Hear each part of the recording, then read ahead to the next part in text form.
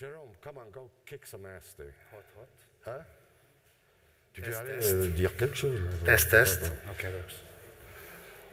Test. Okay, can you put the chair down there? We don't need that. The chair that's right next to you? Yeah. Just put it down. No. Done? What you... Oh, sorry. Well, it doesn't look good. We want this to be nice, beautiful. Yeah, we stick it. Prime time. Okay. Oh, yeah. Okay.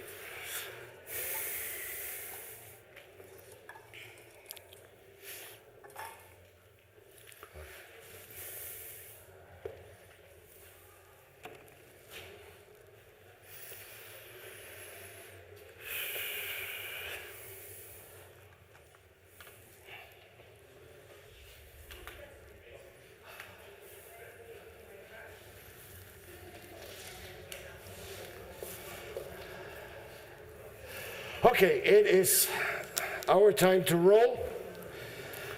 Whoever misses the first part will be sorry.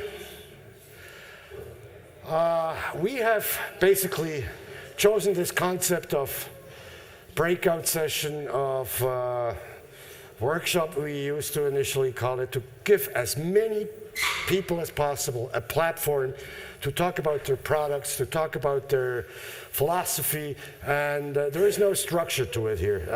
I mean, you're going to be hearing about ONGs, you're going to be hearing about beautiful things like wind theater, and the only request that we had initially was keep it to 15 minutes, please, no more. And with this in mind, we're going to get started with Laszlo. Laszlo, welcome. You're the owner, you're the originator of the MAD. The MAD stands for? MAD, Modern Aerial Dance Company. And what is MAD now? You tell us. So I talk about for the MAD, but mainly I want to talking for the objective of this era.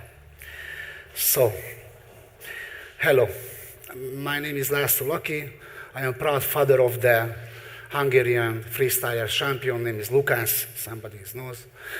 And the founder of the Atma Dance Academy at the Modern Aerial Dance Company, MAD company. But I'm not just a passionate flyer here. I'm a businessman who come from the entertainment business and makes millions and millions euro per year and sell it 100,000 tickets from my own company. So I have a question for you guys, dear industry. So what is the objective this summit? That is the first question. What is the objective of body flying? What is the objective of investing to wind tuners? Professional sport or one-time experience? What is the objective of body flying? Everyone in this room yesterday tell us the sport is the base of this era. But that is true? Take your hand in your heart. That is true? How many percent I saw the flying time goes to athletes for sports? So, what is the objective of investing to wind tuners? Sport or experience? As far as I know, mainly experience chasing fun flyer bring to money, the real money. And based on my own experience with Atma Dance Academy, if the tuner become popular across the experience chasing amateurs, they are the priority. So fun flyers who pay more money, not the pro flyers who pay less. So, what is the objective of investing in wind tuners? Sport or experience?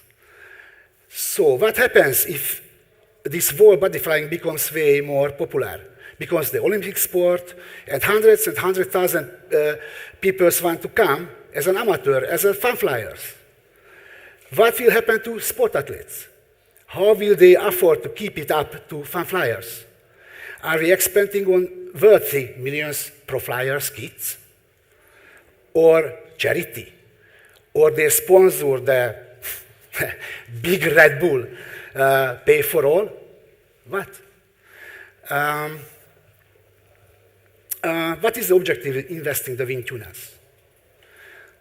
I'm asking this because if body flying will be popular, I mean very, very popular, then sport will be not worth it unless you can make money out of professional sport.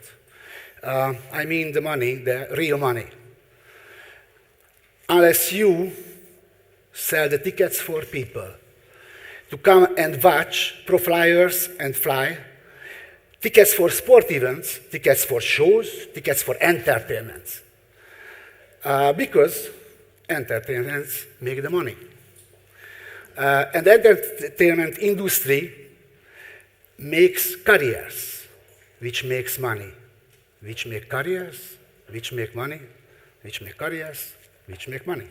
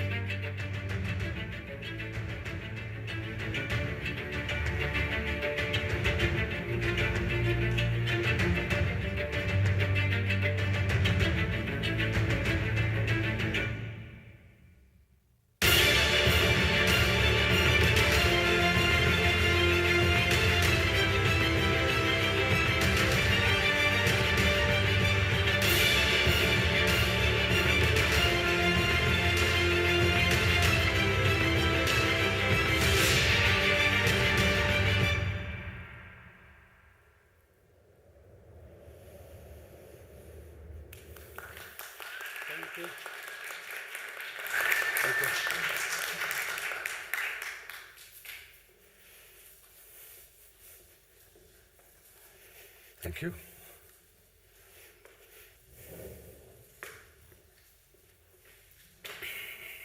So, any question?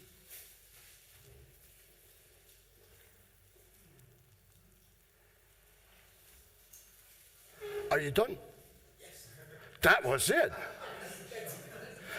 Well, that's usually the way it's done, you know. The shorter, the briefer the message, the more. It was certainly impacting. Does someone have a question regarding this? I work in Fly, and we did production.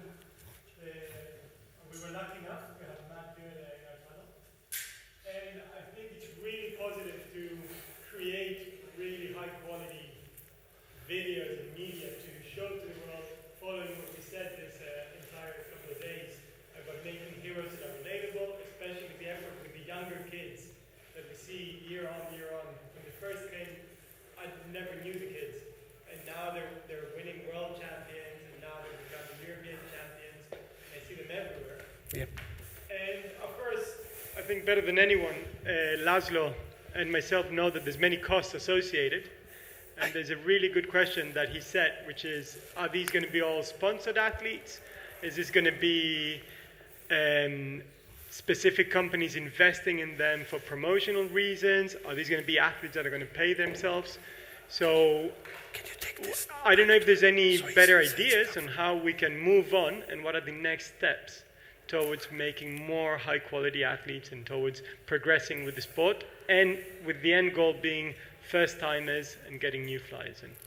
So, the biggest problem for I think, if we do a lot of time to, lot of fun flyer the sport, because we need the money. So, yes, the tunnel owners, please make the money, but the money comes from the pro flyers, comes from the fun flyers. If you sell it 7-8 hours per day for fun flyers, you have the very short time for the sport people. But if you make the entertainment, it's just 2 hours per day and make the biggest money for all whole day.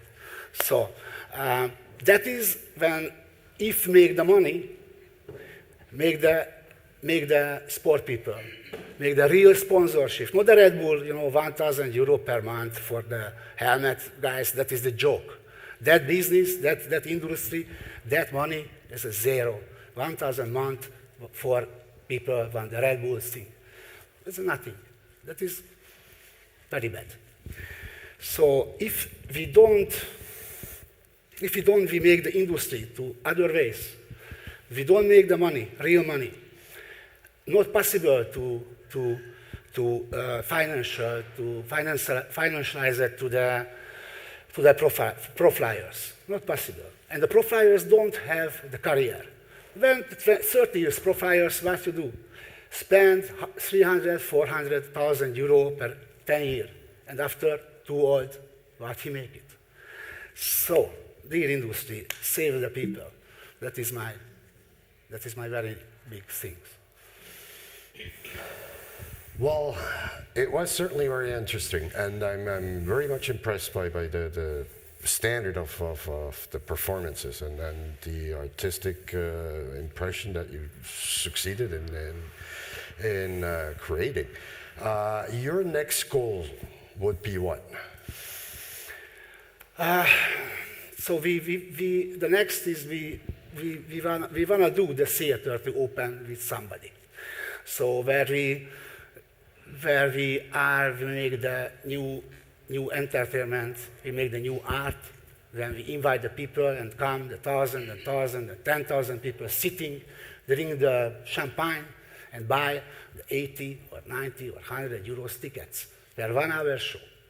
So the biggest problem now is no tunnel in the world where have the space for the good audience place, where sitting 200 people, good quality, so not just that time of chairs, because that time of chairs you don't want to pay the 80 euro. So need a high qualified club or something design inside.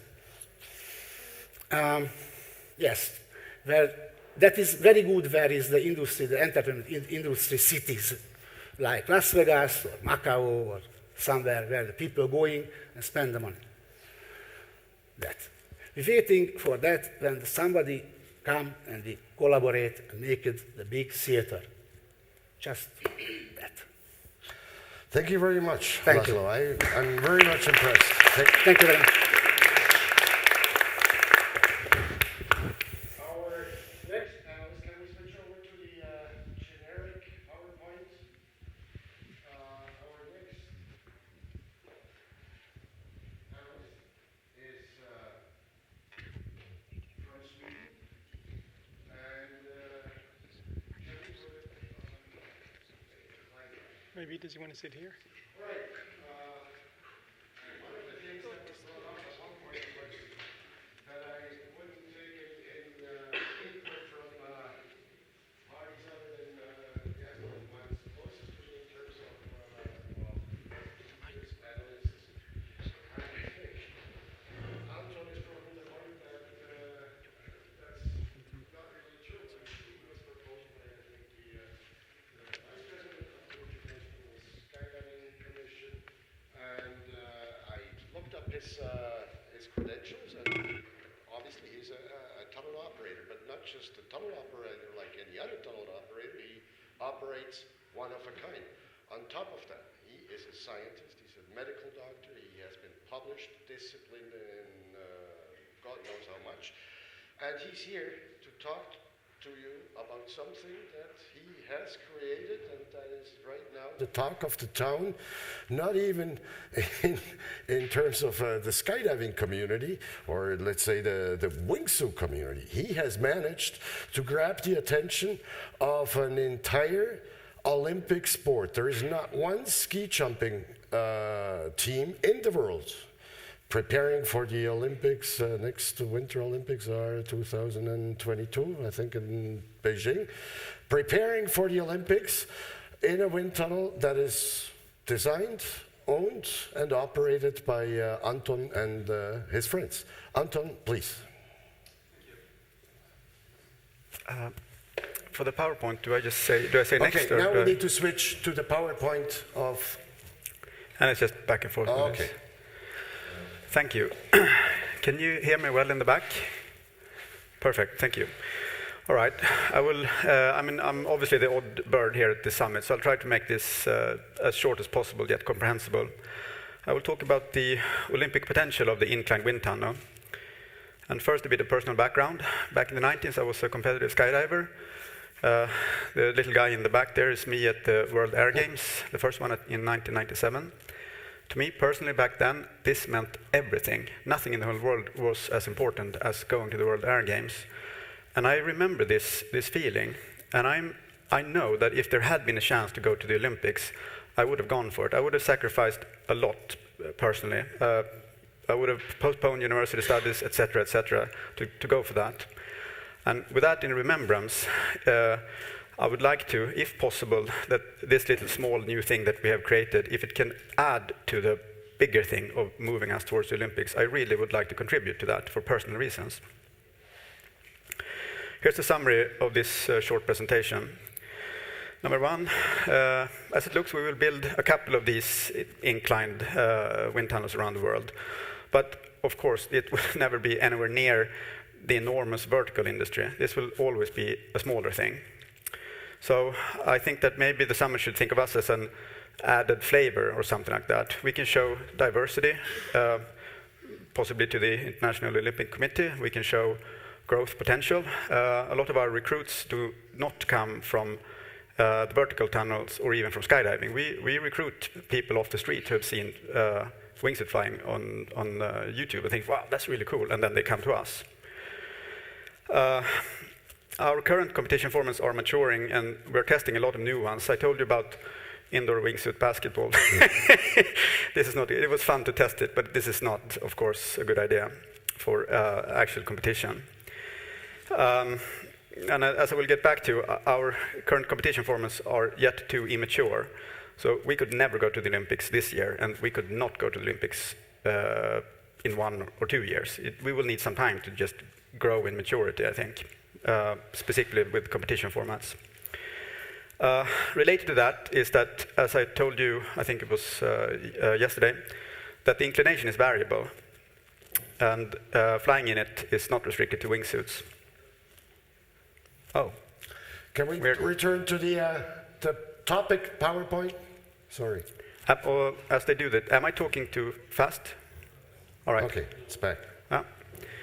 And as Roland mentioned, we have a pretty good Olympic connection.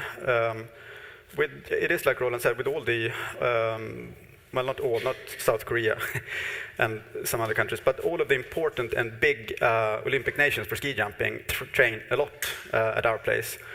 China rents our tunnel a week at a time and just locks the door and gets the blinds down. And maybe, and this I think has created a bit of an Olympic awareness of us. Maybe that can benefit the summit and benefit our mutual cause, perhaps. This would be the summary. This is what we can bring to the summit, basically. And now, if you want to see some indoor wingsuit flying, I have prepared a short video from actual competitions that we have held. If we can play that, it's about a minute. The music really sucks, and for that reason, it's okay to put on the YouTube. Okay, video, please.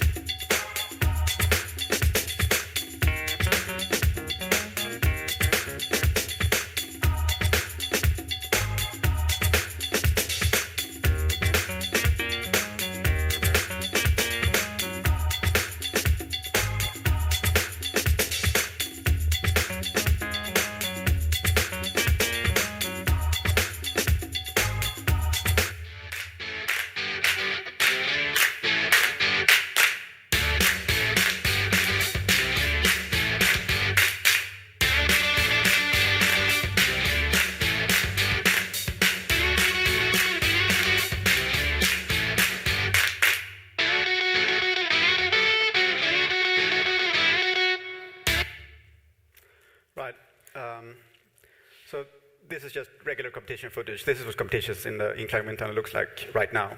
And I think it's not really as mature as required to go to the Olympics. If we can go back to the PowerPoint. PowerPoint? Right.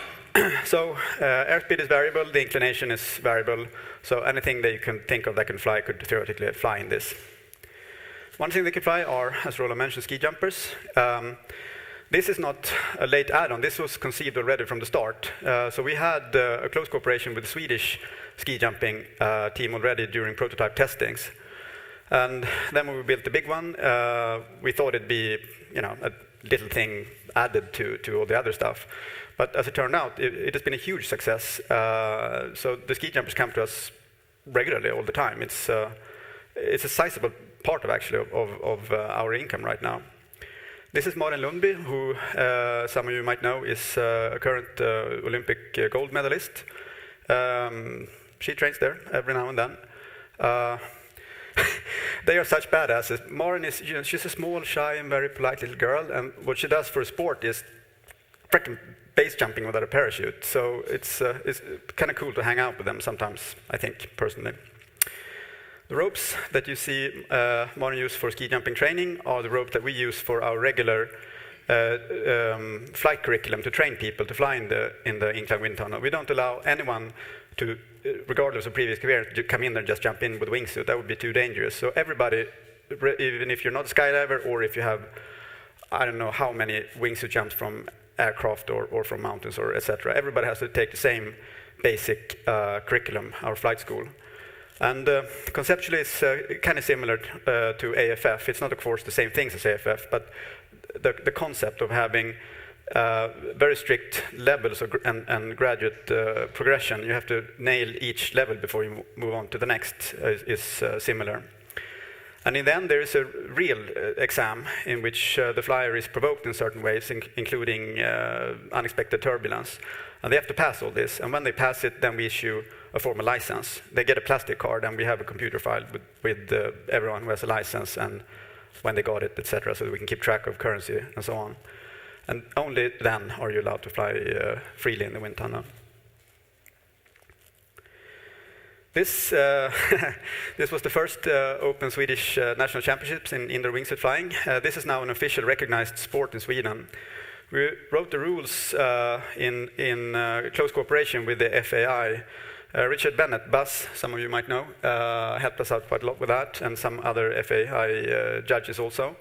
So the Swedish rules are actually written in English and are made to easily be fitted into the FAI format. But it is the Swedish Sports Confederation, the governing body for all sports in Sweden, has made it a recognized sport in Sweden.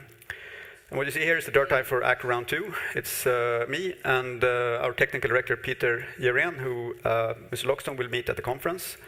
And as you see, we're quite nervous looking because we hadn't had time to train much in our own tunnel. And for that very reason, we lost. So we got our asses seriously kicked, and this is why we're at the bottom of this picture. You might take some interest in this guy. He's not a skydiver, he's never done any air sports before, but he's doing really well in the wind tunnel, so he's a fresh recruit, so to speak, to air sports, straight to our tunnel. Here's another competition picture. I wanted to show you this because you notice the white line. For judging reasons, we made a starting line, so you take off in front of that line. I'm not going to go into the details, but this is just one little technicality that illustrates what I'm saying about competition format needs. There's a lot of work to be done, to get everything right with the competition format. This thing we have gotten right now because the starting line provides certain things for the judges so that they can say exactly when the team took off, which is important for timing reason. Never mind. But you understand, this is a technicality of how we do things. But there's a lot of homework to be done.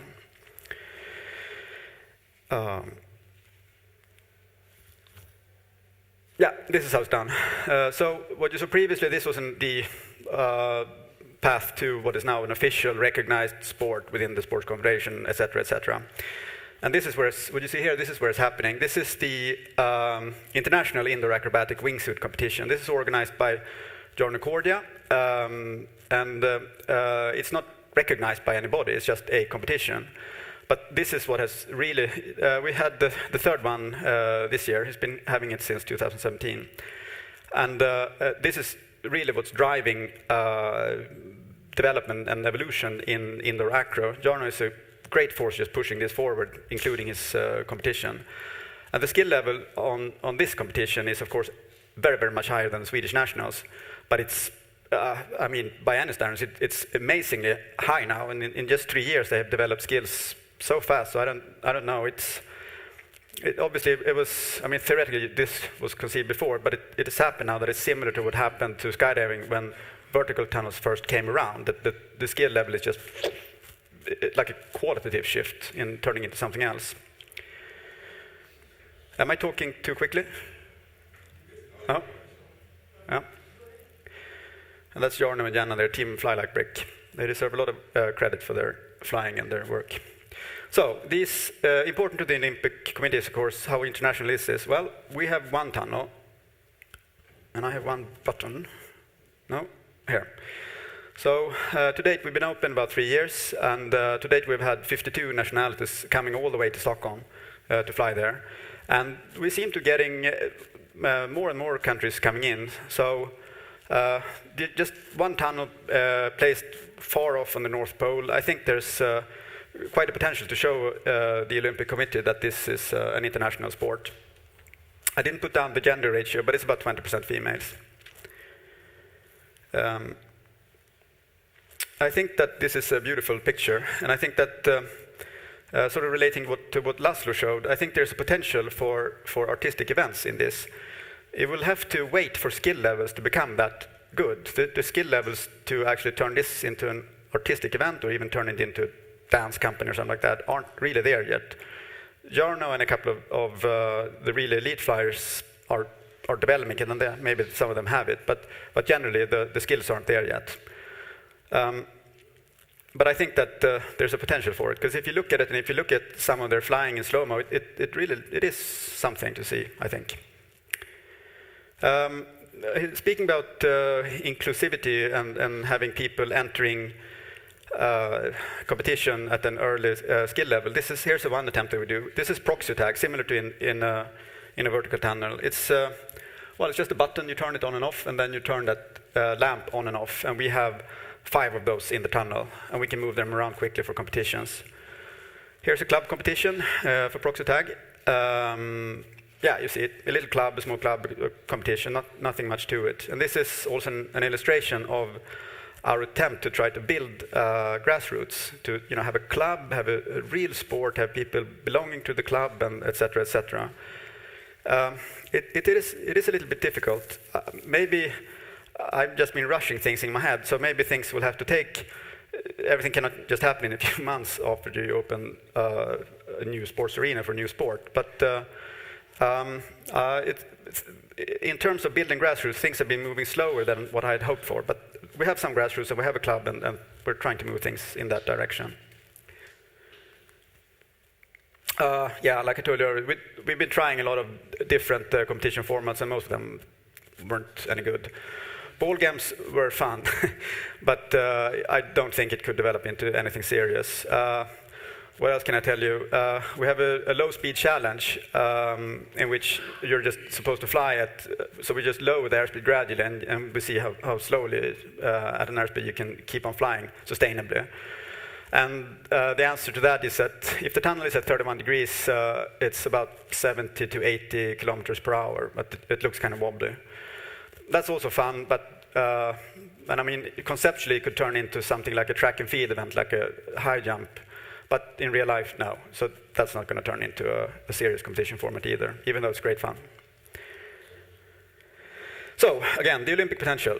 Importantly, we are several years from the necessary competition format maturity. So if there's a bid, we'd love to help out. I personally love to help out, but we can't offer something that is mature and good enough for the International Olympic Committee this year, and not next year either. But if you, the summit, or everyone working with that, if you'd like our help, we would like to help out. And what we can contribute is perhaps diversity, and perhaps for if it's any good, our current Olympic connection. Also, inclined wind tunnel buildings are not high. I'm not sure how much this matters, but we would be able, in an Olympic village or an Olympic arena, to build an inclined wind tunnel that would be considerably lower in height from the ground. Well, unless you do stuff in the basement. But from the bottom floor, the bottom part of the construction to the highest construction doesn't need to be as high as a vertical wind tunnel. And how high it builds kind of depends on what the desired angle is, which in turn would be governed by an Olympic competition format. So suppose an Olympic competition format would be indoor wingsuit flying at an angle. I think that the format would probably include that the athletes can require at what angle they want to fly. So it'd have to be a range. But suppose that range was 26 to 33 degrees or something like that. That building wouldn't build that much high, which might be something of interest for the Olympic Committee. But I thought there was... yeah.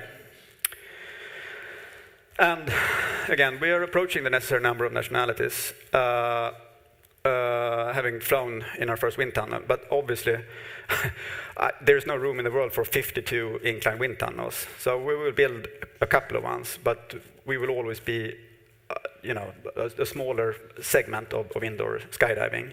So if the Olympic Committee would require there to be an actual inclined wind tunnel in, forget what the bottom requirement is it 80 countries, something like that? That's not all that, according to the Olympic Charter, yes, but it's not all that important anymore. Oh, all right.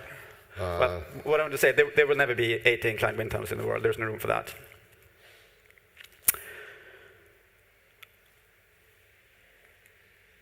I'm trying. We have a problem here, Houston. Maybe it's just me. No, it's the remote. Can we do the next slide? You push. Can you move on to the next slide, please? From up. Maybe you turned it off. Maybe you did turn it off. Sorry. I have the suspicion. No, you didn't. Let's see. Thank you. Well, simple. This is the last slide. So, I don't know how much time I spent now. Quite frankly, neither do I know exactly how much, but like just wrap it up. Do you have room for any questions? If Sure. there are any? All right. Or any questions?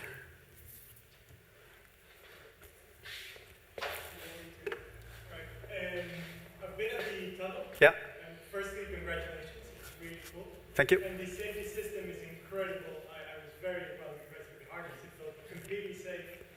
And when that wingsuit catches wind, you're going fast. So, congratulations. Thank you. And the second thing I would like to ask is, what your feelings are about first timers? Because I know it's important for you guys. Yeah. I was talking with Jonas about this. Yeah. And it's simpler than what we would think. As a skydivers, normally you need to have 100 or 200 jumps to do wingsuit or whatever it is.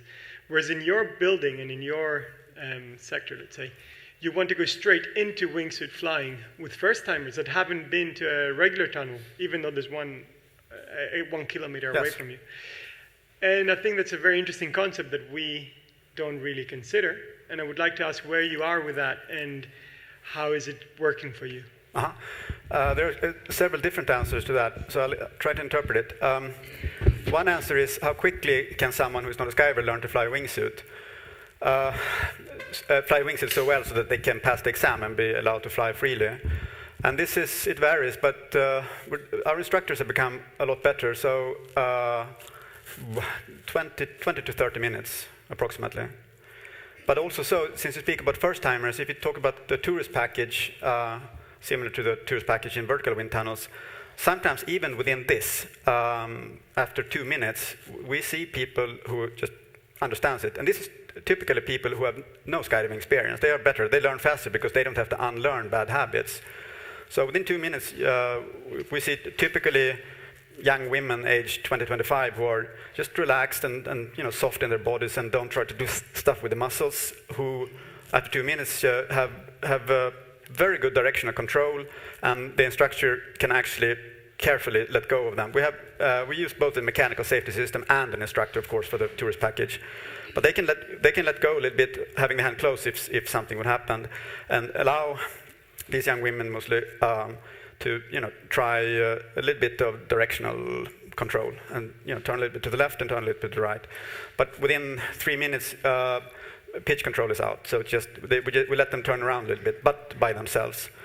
And some of them who understands this, some of them don't understand it until they see the video. But I see some of them, while they're doing it, they understand what they're doing. So it's like, they realize, I'm flying. I'm actually flying. I have wings, which is a nice thing to see. Was this what you asked about? Yeah, and it was also because, a lot of us operate tunnels, yeah. There's a few differences. For example, rotations. So in a normal wind tunnel, we rotate a lot of flyers within 1 hour. Yeah. Whereas when I was there, I couldn't rotate with anyone. It's just you rest standing there and wait. Yeah. Oof, this is a big problem for us, of course. And talking about first-timers, well, I'm a medical doctor and a scientist. I'm not a very good businessman. But even I realize the problems with customer flow, that you have to, even for the first time, they have to put on a harness, then they have to put on a wingsuit. The wingsuit costs €1,000, etc., etc. So it is quite dissimilar to a vertical wind tunnel. I think commercially, the more we could be like a vertical wind tunnel in terms of rotation, that would be great for us. But so far, we haven't. This is one of the blank pages in which we've scribbled a little bit on top. So we're trying to work on various ways to make this more efficient. But it all boils down to that they got to get into the wingsuit, and that's going to take a lot more time, and the harness. So it's a sports wind tunnel, but a lot of things are different from vertical wind tunnels, this being one of them. I think we need to wrap it at this stage because we still have a few more presentations to go. Thank you very, very much, Anton. It was a privilege having you here. Maybe what we could just mention, and somebody could take it up maybe afterwards in conversation, there are other athletes resorting to wind tunnels to improve certain skills.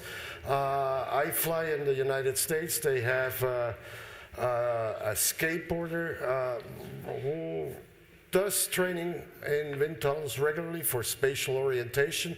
So I think this is something that applying a little bit of thought and creativity could be a potentially big market, because spatial orientation in many of these new dynamic sports is a key factor. Now we have from Aerodium, the manufacturer other than Jan, who has taken up our offer to present his product here. And remember this morning and a little bit yesterday we talked about the small outdoor wind tunnels, and Ivars from Aerodium is right now talking about that. Are we ready? Yep. So the first of all, I don't want you to call me manufacturer because my personal story is that I started as operator. So pretty much I bought the first wind tunnel from original company from Aerodium, from Canadians, back 2004. And my intention was to become an operator. So I was actually pretty much sitting in the same shoes like some of these guys here.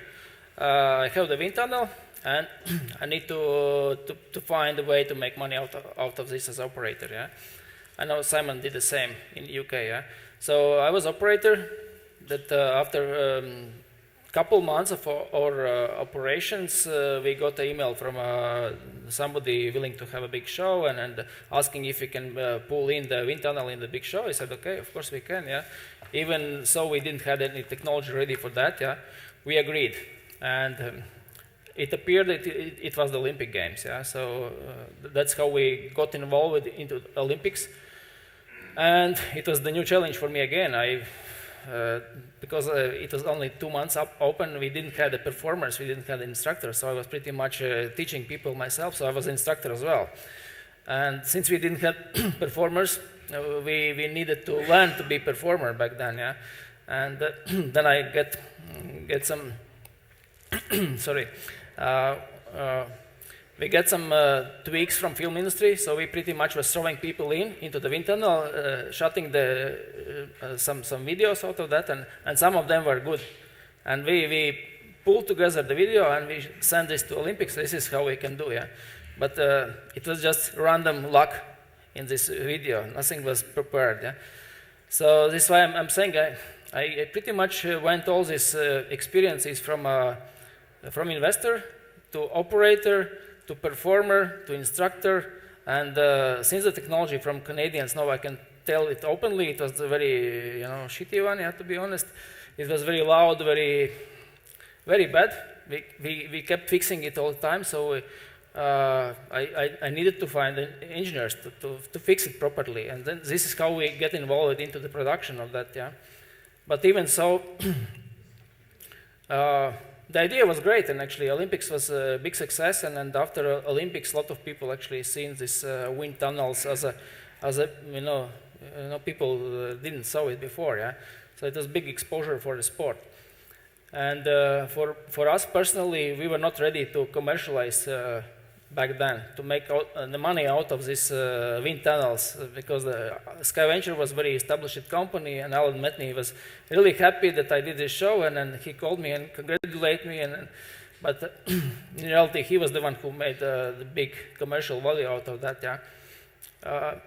Still, we were establishing our name in the show industry as a let's say young and interesting players in that, and we got a lot of deals, starting with some crazy people in Dubai willing to have these flying people over the camel race.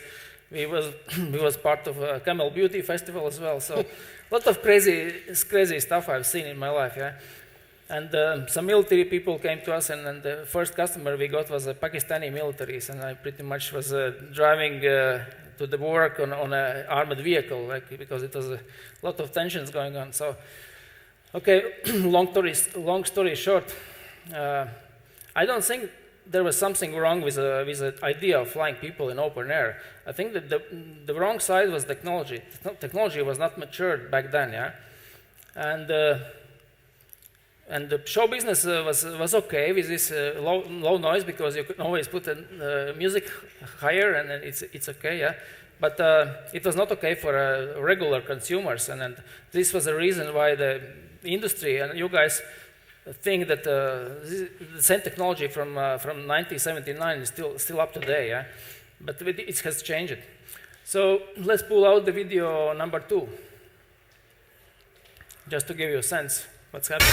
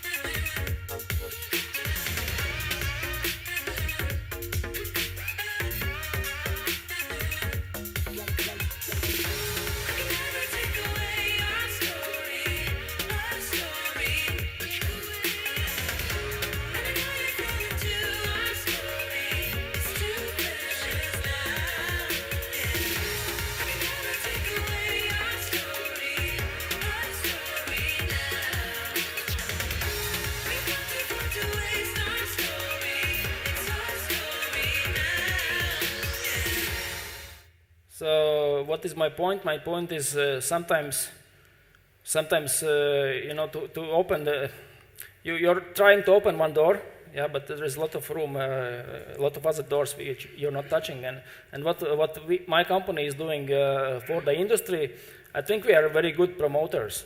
We are good promoters for all of us, all of you, yeah, particularly. And I think it makes sense. And the second point I want to touch is that apart from promotion, where we heard a lot of stories during this session about sponsorship and all these things. Yeah, we are getting these sponsors. All the big names are already advertising on the wind tunnels. You know, we have my partners from China somewhere here. So we are getting big deals with the big brands. You know, Cadillac, Superman movie, what else? Under Armour was there. Yeah, so they're paying premium. NFL in the United States paid quite a bit of money just to have it for us for the draft. Yeah. So it makes sense. But the second point I want to touch is about this operator side. Yeah. And since I've been as operator myself, I understand completely very well how the operator feels, because you're buying something which costs a lot of money, and you don't know if it will be successful or not successful in your particular location, if your people will appreciate it. Nobody knows if you know, Chinese will like it, yeah? And Chinese are not actually the best flyers in China, because it's very different for them, yeah? So the point I'm heading, that technology has to cost cheaper. That's one of the things. And second, investor has to have this flexibility of what happens if the you know, shit hits the fan, and you know, the business is not picking up, if the money is not coming, and if everything is bad. Yeah. So what we are bringing into this industry, we are bringing in this portability, even for a bigger tunnels, and I will show you then another video. Even the big recircular tunnels can be portable. Yeah. And that's another video I'm going to show you later. Yeah? But we pulled out some of these locations in recent 2-3 years, and we changed the technology quite significantly.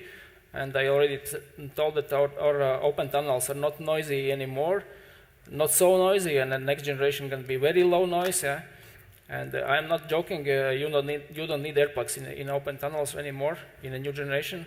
Actually, the newest one is coming to Madrid this year, in the middle of mall. Not even the side of the mall, but it's in the middle. Yeah, and then we have one guy who is operating in Branson in Missouri, which is United States, and we gave him try our machine for a half year, and he was super happy, and he bought that business. So let's pull video number 1, just to hear what he says.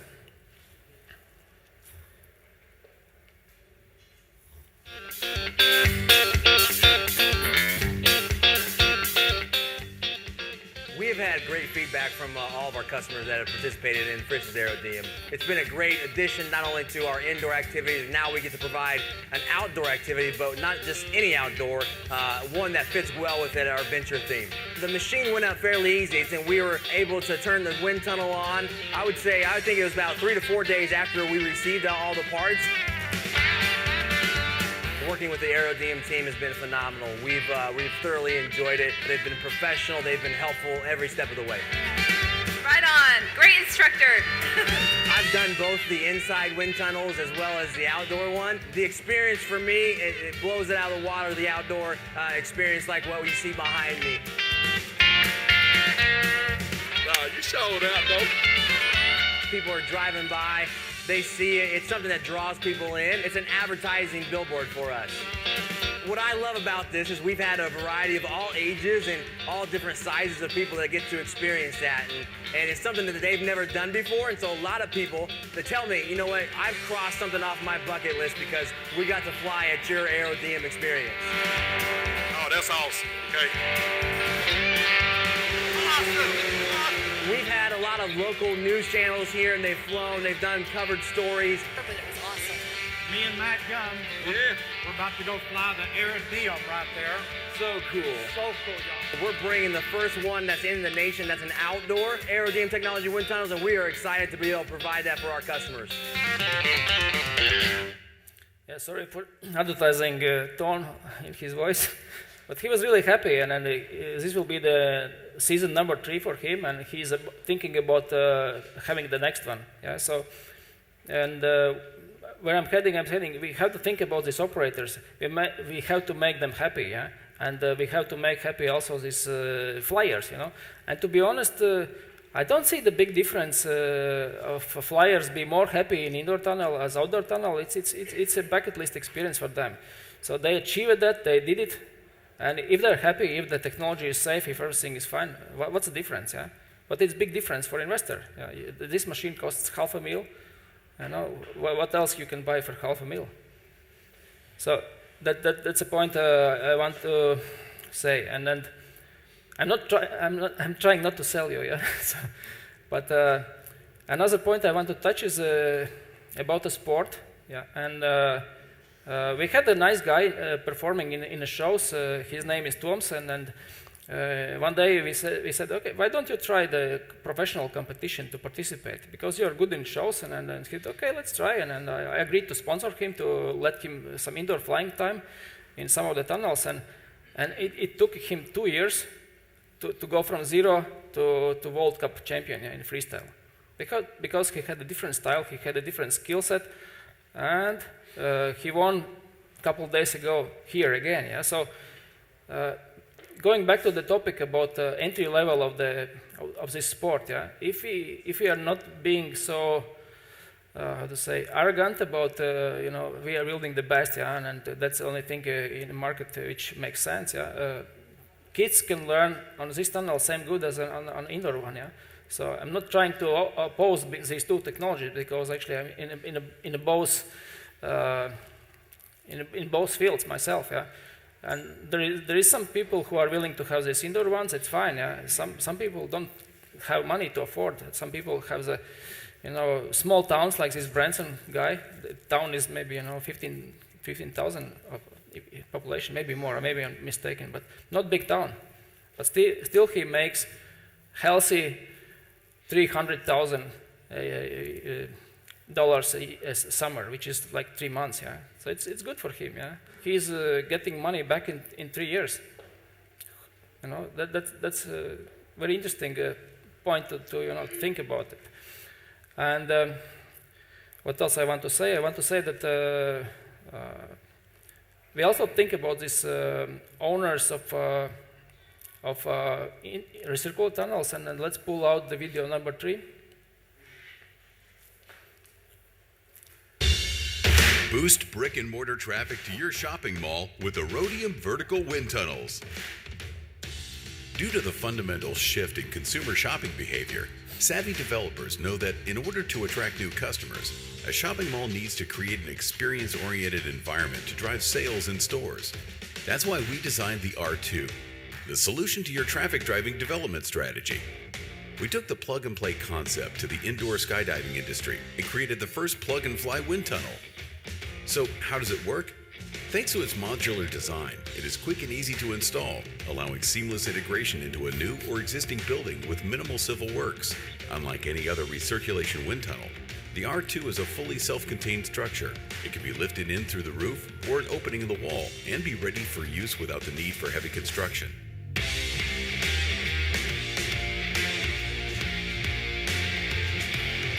With a footprint of just 972 square feet, this is the most compact recirculation wind tunnel in the industry.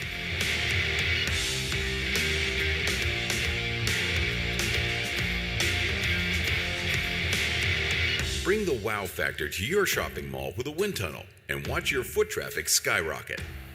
Contact us now. Too much commercials, huh?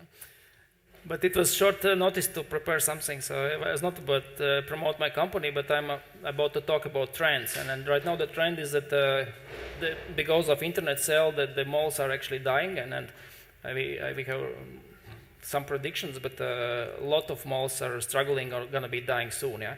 And they desperately need some new activity into the mall, and this is one of our opportunity. And if you are talking here, sadly, about the industry declining and things like that, yeah, out of 5 my sales, all of them was in malls, because they're needing some new activity, and I think it's a good thing to think about, you know, to use this momentum of malls dying, and actually to play on this card.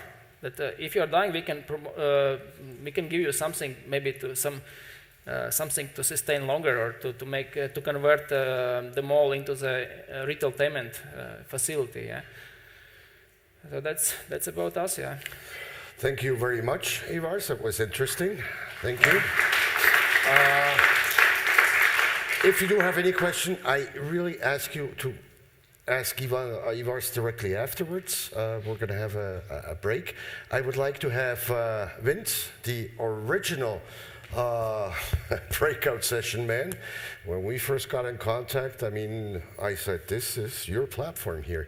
And now let's see what he prepared for it. Let's make sure it's not going to be any longer than 15 minutes max. Okay, let's move this here to the Vince. Okay, shit on it. Okay, can we start with the movie, please? So I'm just starting by showing you the sharing time.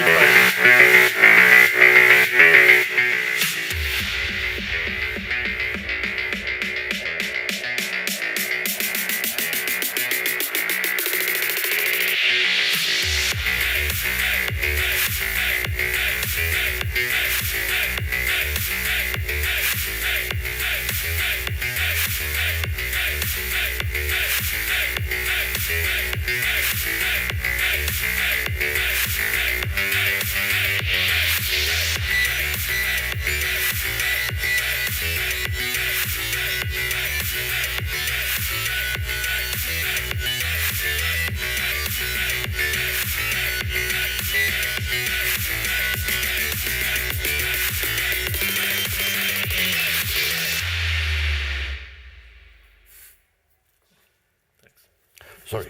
Yeah, thanks. So the short movie Just Say was filmed with only frequent flyers.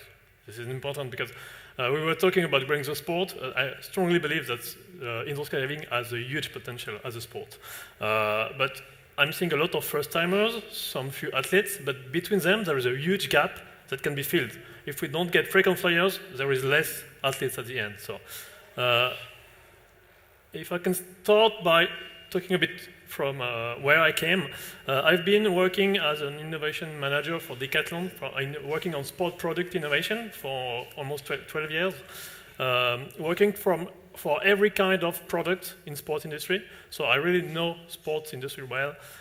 When I was in Decathlon, the mission of the company was to make the pleasure and sport accessible to the many. So I really been fitted with that. And so when I discover indoor skydiving and the price it costs to practice, I instantly say, okay, we have to make it more accessible to everyone. I never skydived. 6 years ago, I had never been skydiving in my life. Honestly, to be honest, it was something which scared me a lot. Jumping from a plane, which works, was a nonsense, totally nonsense for me. And I had the opportunity to bring my team to a nice experience, and we went to indoor skydiving, and it was just amazing. So I started to practice, because I decided this was my new sport. I wanted to do it as a sport. And so I started to practice. Yeah. And as I said this morning, I faced the price of it. When I started Windiver, I made a huge study on the rates from every tunnel in the world, so this is an extract from it. 12 euros a minute is the average pro flyer rate today.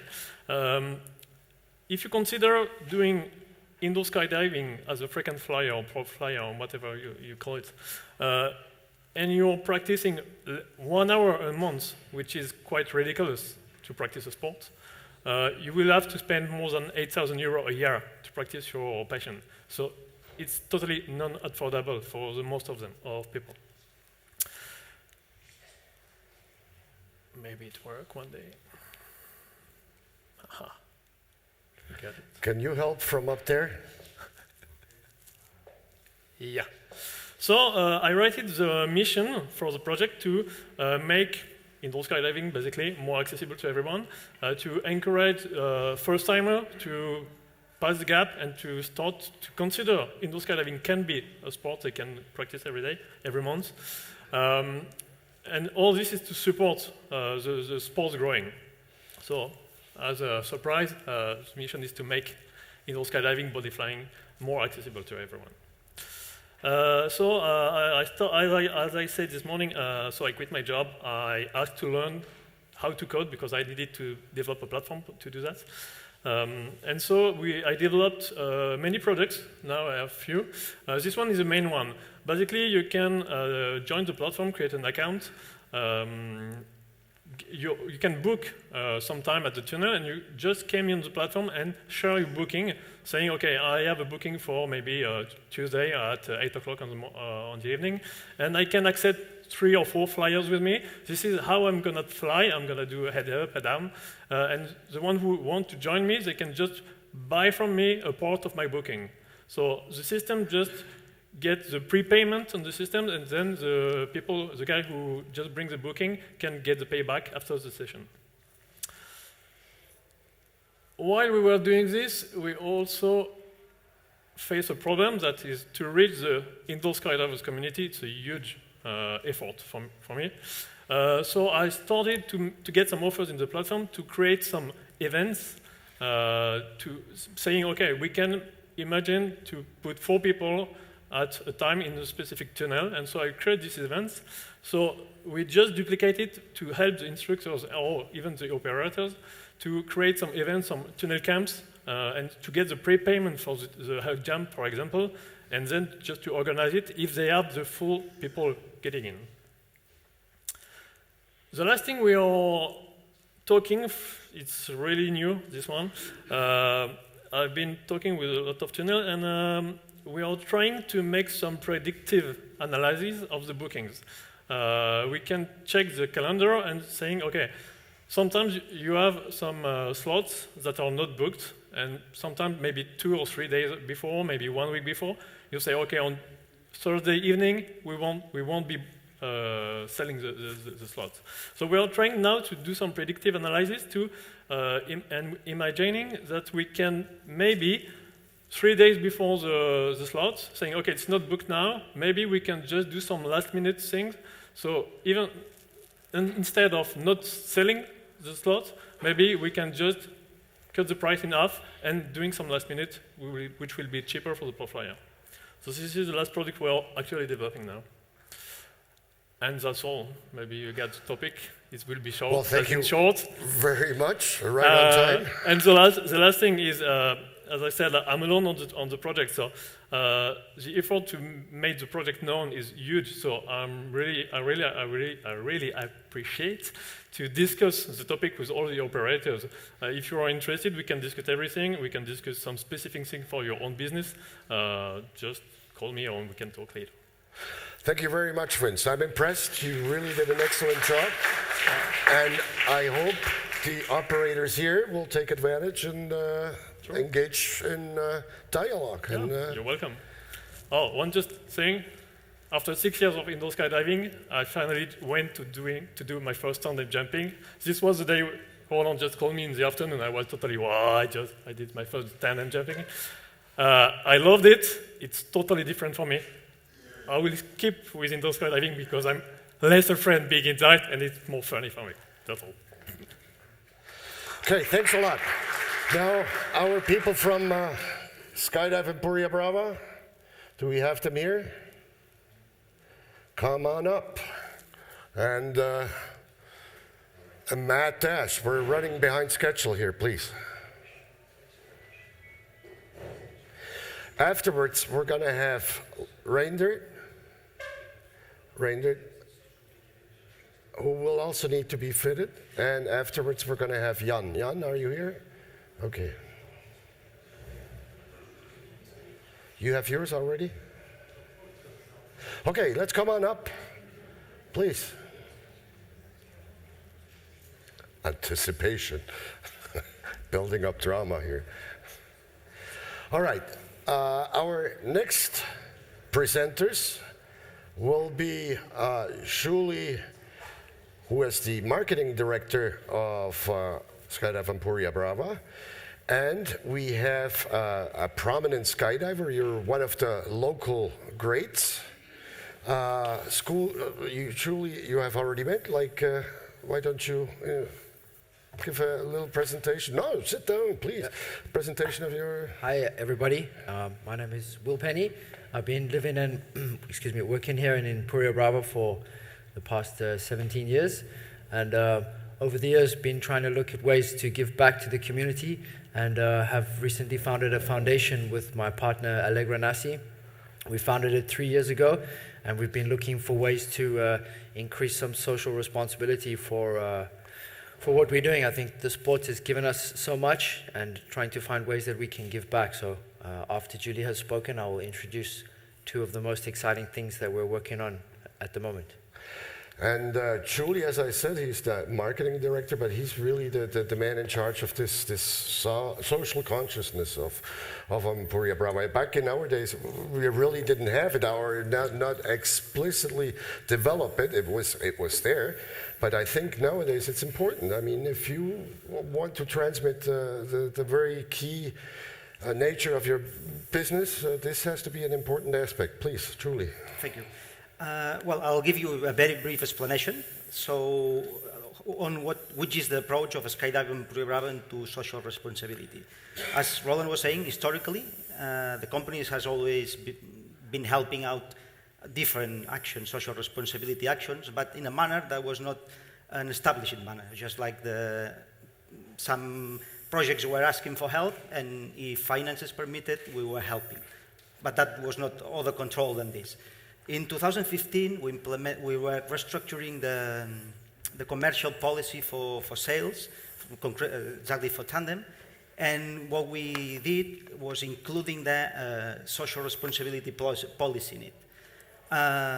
This was helping with two objectives. One, to have a provision for the company of the economical impact of these donations. And the biggest one is that being able to have more money, more resources to give these social actions. This system is quite simple. It's a donation system that it works the following way. For every tandem that we do with photos and video, we keep €3, and periodically we make donations to different charities or foundations for all kind of social projects. Obviously, the amount of money I give away, it depends on the tandems we do.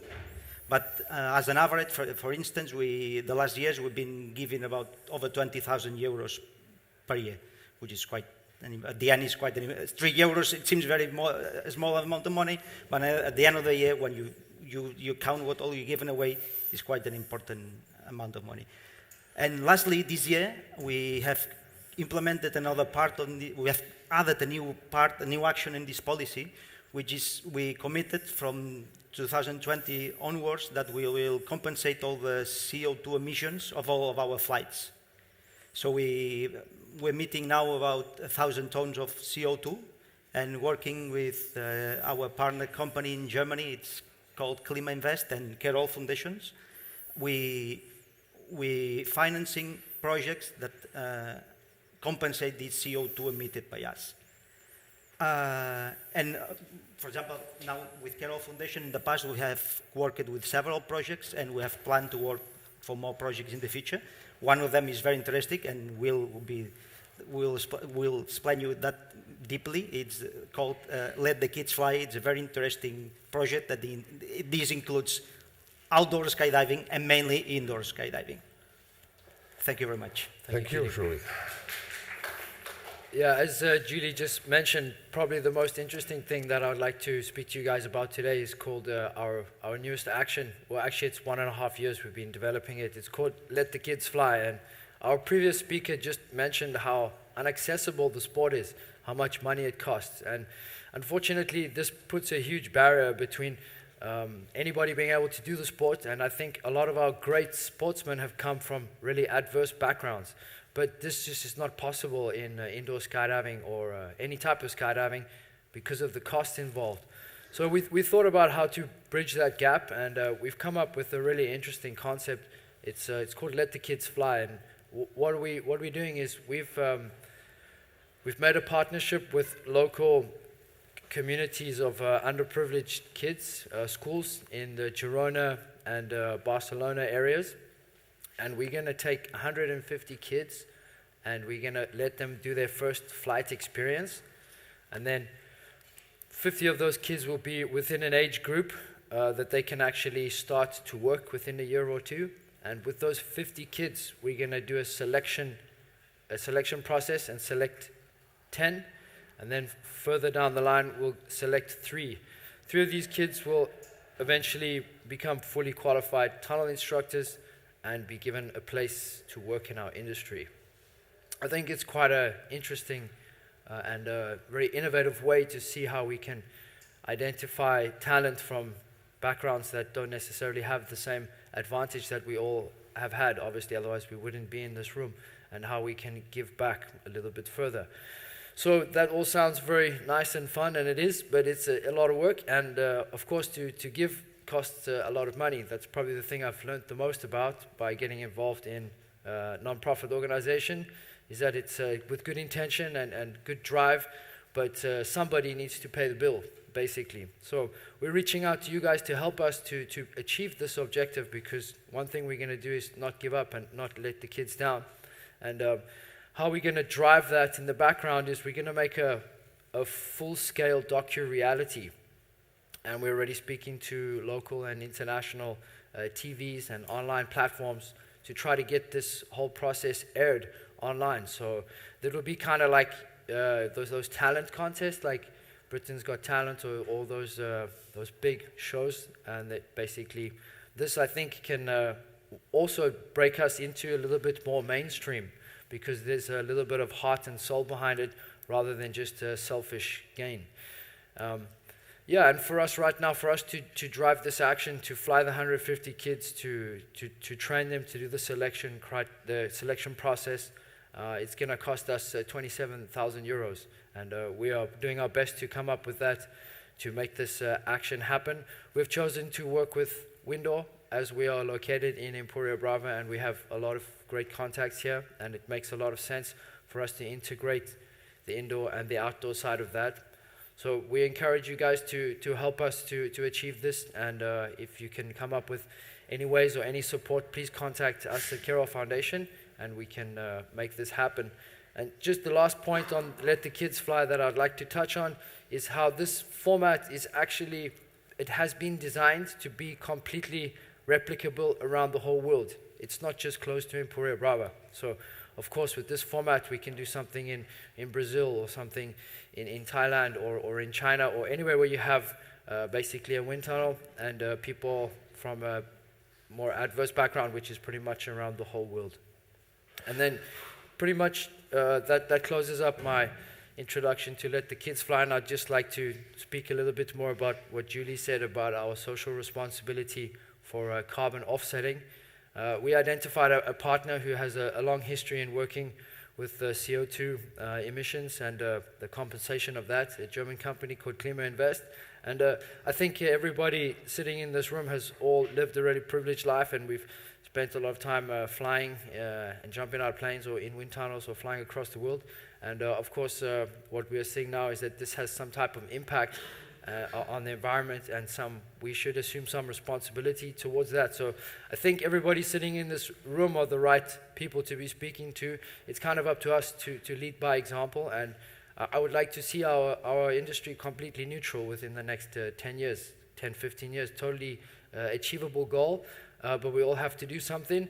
If you have an idea, what does that actually cost in monetary terms? It's cents on the dollar. It's not really a huge amount that we have to give back to sustain potentially the future of our planet. So thank you very much, and if you have any further questions, please contact us at Carroll Foundation, and I'll be happy to answer that. Well, thank you very much.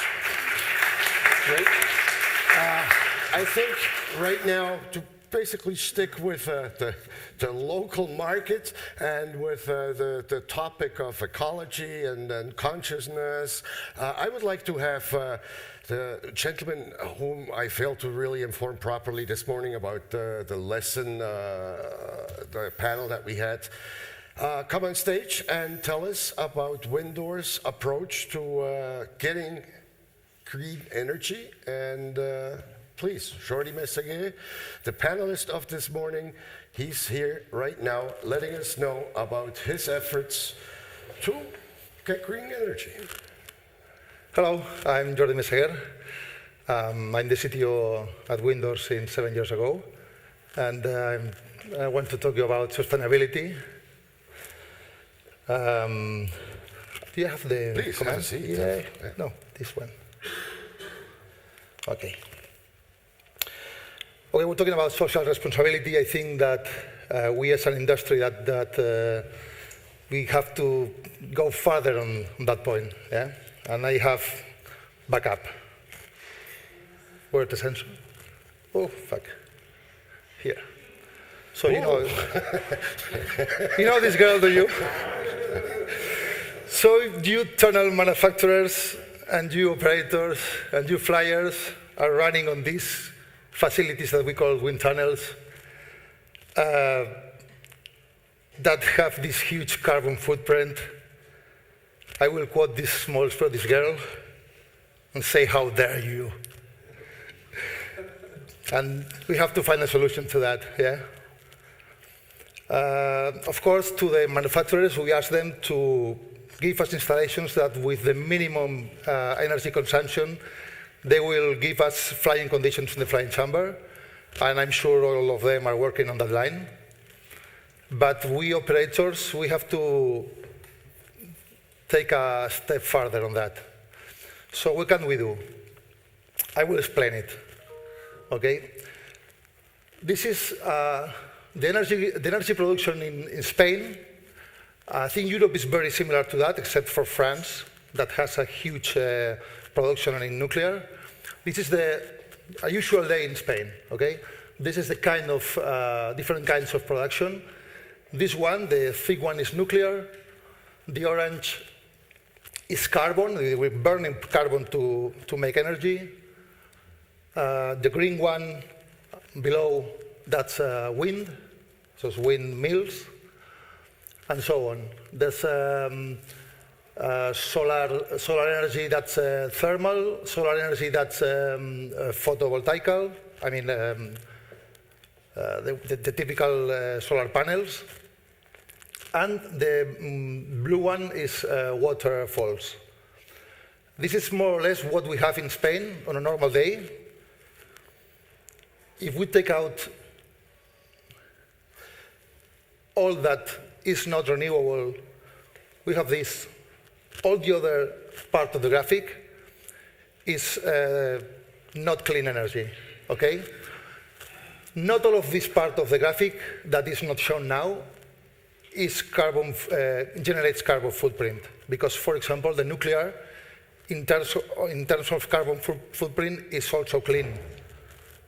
But we consider renewable and not renewable, okay?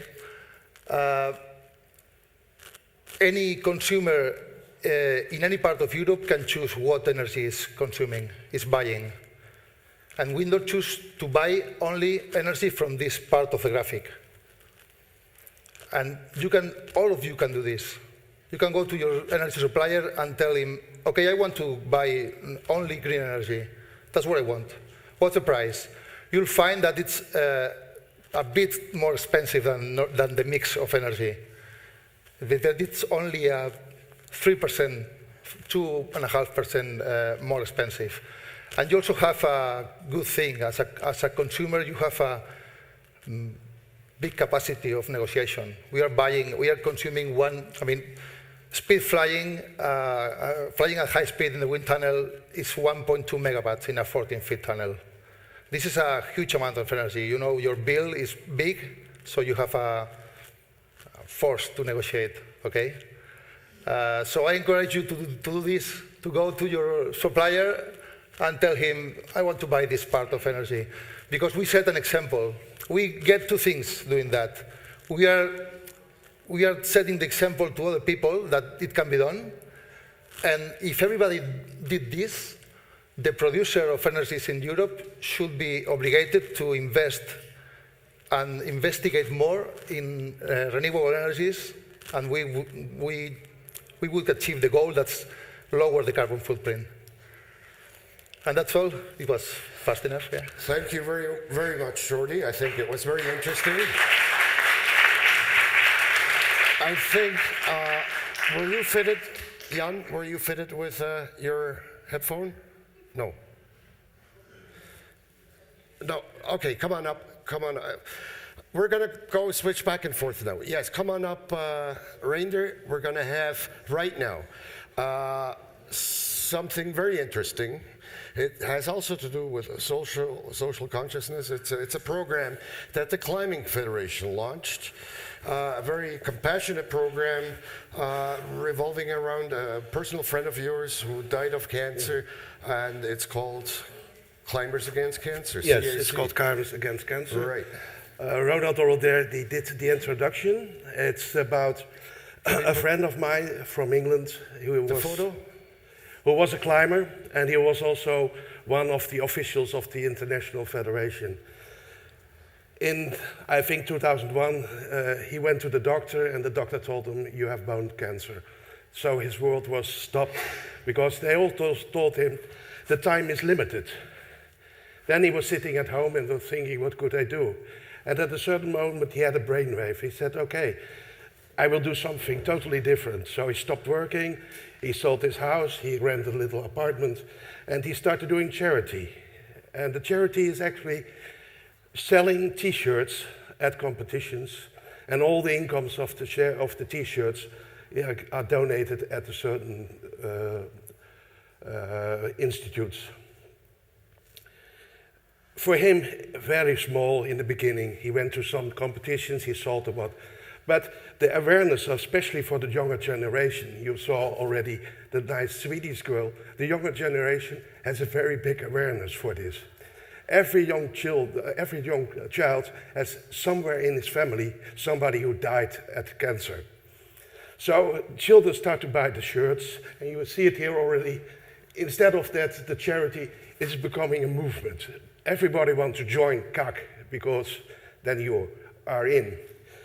At a certain point for John, it became more important to get a little bit recognition. And when he met me at a certain moment, he asked me, is it possible that the International Federation can give me a kind of recognition for this?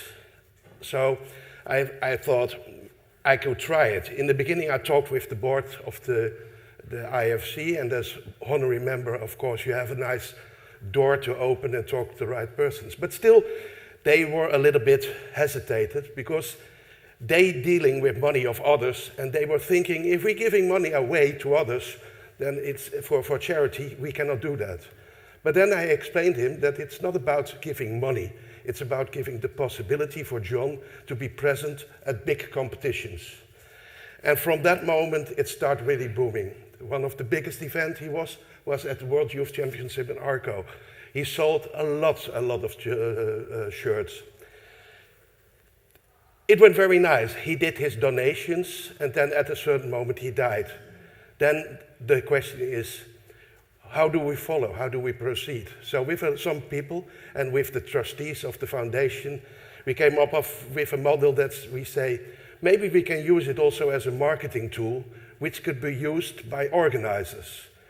The marketing tool is the organizers give the possibility to sell shirts, and we give back the visibility in press, and we make a thing. Because when you do a donation in a big screen, everybody feels happy. The press is there, the people who, let's say, the local organizer, the people who are important for the organizer, everybody is feeling very happy. So from that moment, we have about 4 donations at the World Cups a year. And in the average, there is donated something like 100,000 euros a year to local or regional institutes doing cancer research. So the money is not going to a certain specific one, no, it's also going back to the community regions. Actually, that was what they do, so don't be afraid. I will not ask for the money. This is a charity where we use charity also for a profit. For the profit for the people who have cancer, for the research, but also to give organizers the possibility to make a little bit awareness to do for their social responsibility. Now, it's actually, everything connects together, and I think it's best to do it in this way because people are happy. Thank you. Thank you very much, Rainer. And you really put the emphasis on it. This is important. Social consciousness is very, I very just important. forgot one thing. Say, at a certain moment, we were talking about the recognition. Then I said, okay, John, I make it possible for you that you will have at our annual meeting of the International Federation a presentation. So he did a presentation, everybody was applauding, and then one member stood up in the room, and I said, I need 2 persons to back me up. And everybody was looking at her. I said, I propose John as honorary member. Afterwards, John asked me, what should I do for honorary member? I said, stay alive. And so he did, because he spent 1 year overdate. Okay, it's a horrible, sounds hard, but horrible disease. But I think if you still in this adversity manage to do something, it's also gratifying a little bit. Okay, now we're going to be talking about another program that has to do with like people that have certain disadvantages, that have certain, that face certain challenges, and oh, sorry, I thought you had it on. Otherwise, I would have taken somebody else. No. Now we're going to go with this. Jérôme David, he is working for the French Federation, just as Patrice. Jérôme David has pioneered a program. He will talk about that. He very recently was one of the nominees in an award that the United Nations gives out every year to social responsibility sports programs, I think. Yes, it is. Yeah. And let's talk about Handyfly. Let's begin with the teaser, please. Handyfly. Sorry, had to improvise a little bit here, so. We're going to have afterwards 2 more presentations. One is Andre here.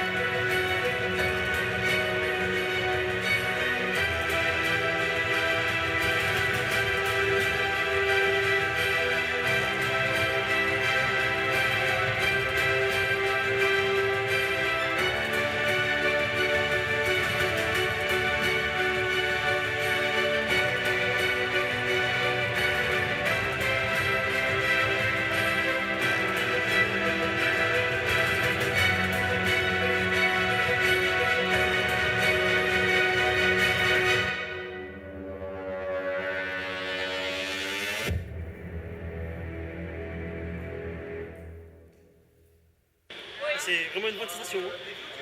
Ça fait du bien. Puis 2 minutes, je dirais pas, mais c'est long. En fait, c'est une bonne sensation.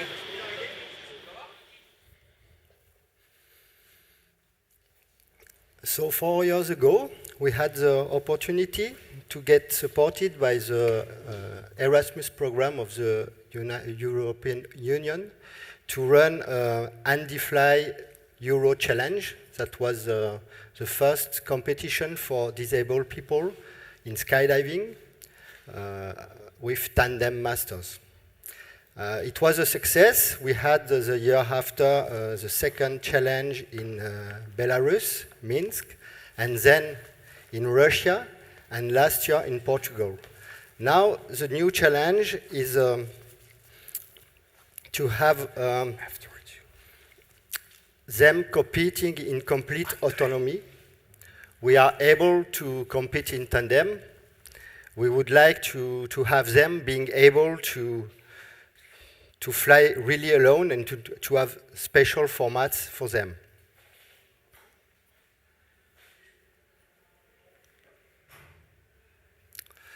For the European Union, this could be a strong modern mediatic symbol of social inclusion. And his objective is to have a mass development all around the world. The project will be submitted to Brussels on April, and we will have the result on September. In September, we will decide if we go or no go. We have a double mission on this project. First is to run a mass development program through the consolidation of a network of wind tunnel partners to experiment, implement, and disseminate best practices for the first accompanied flights, solo progression, and competition. This program will be during 1 year. Also, we would like to organize the first World Handy-Fly Wind Tunnel competition in Marseille, France.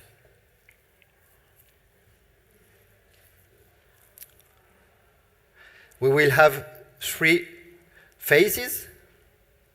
The preparation, that will consist of conducting the first flight and the progression programs. To develop, to test, and also to prepare for a large participation of autonomous disabled people being able to come in Marseille and compete. Then the event, which will be packaged as a multi-activity public event, including competition, first flights, exhibitions, seminar, conferences, as much things as possible. And then after a capitalization, where we will also go on with the first flights and progression program, and then open to new wind tunnel partners for a dissemination program. And of course, in mind to have the goal to schedule a new event in 2022. We are here today to open officially a call for application to select 9 wind tunnel partners. We need 1 from each European country.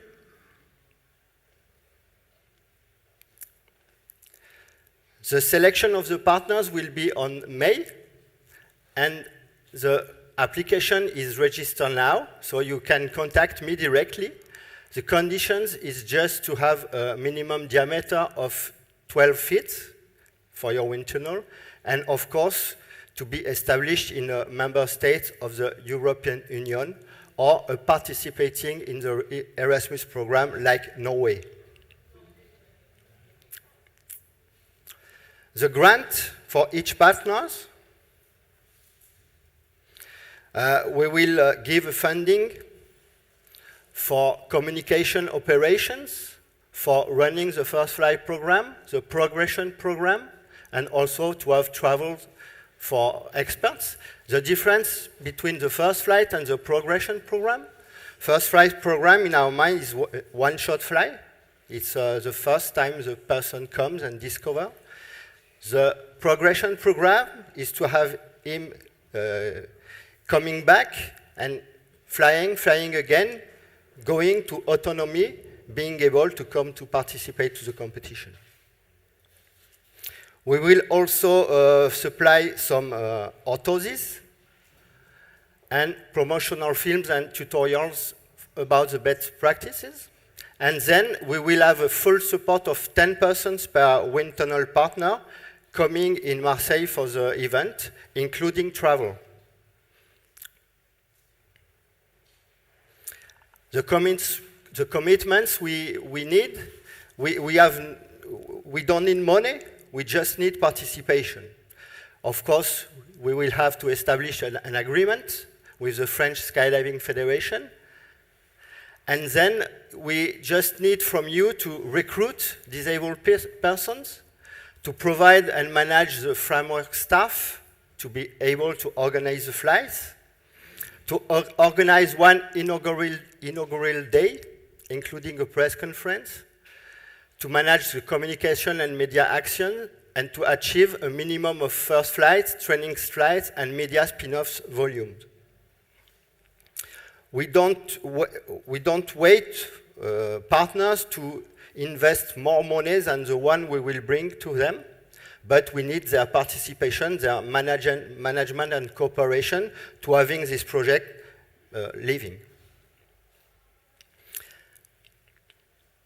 And of course, we are waiting from the partner to coordinate and to send us a delegation at the event, including a minimum of 3 disabled persons being able to compete, and 2 more disabled persons being wishing to do a first flight in Marseille during the event.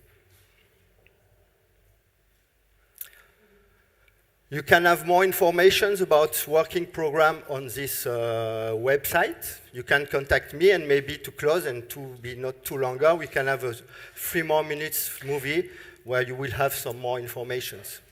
Thank you. Okay, let's play that movie, and then we're going to switch to our last presenter.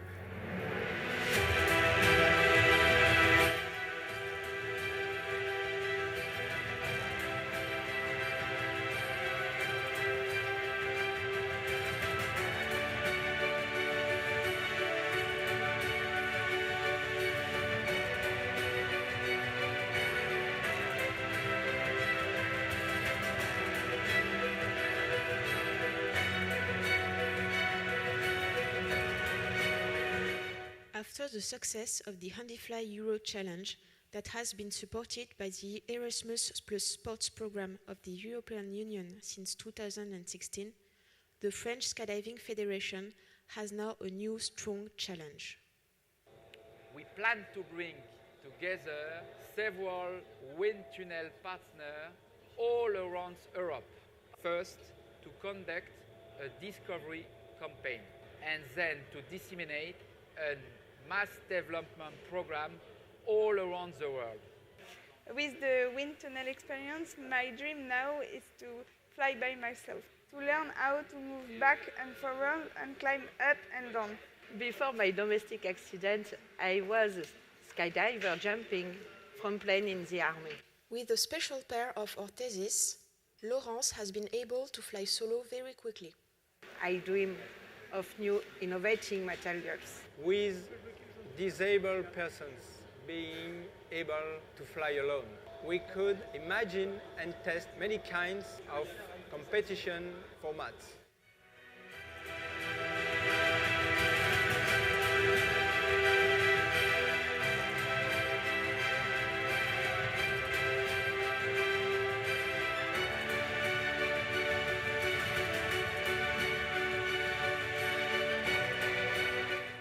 Cyril, what do you think of this wind tunnel HandyFly program? For me, the wind tunnel HandyFly program will help me one day, and it's my dream to be able to jump from a plane. In reality, this program is more than just flying without a wheelchair. It's also sharing with able-bodied, disabled all together. And I have to tell you something. For me, when I'm flying and I can see my wheelchair outside, I think I'm like a bird. My disability is a bit changing, and sometimes I can't see it anymore.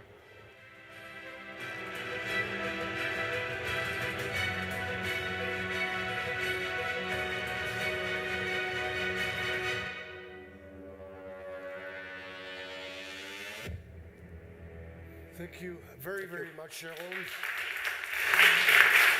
Please, Jan, come on up here. Just as a personal note, when I got into this sport, I got into it as an instructor.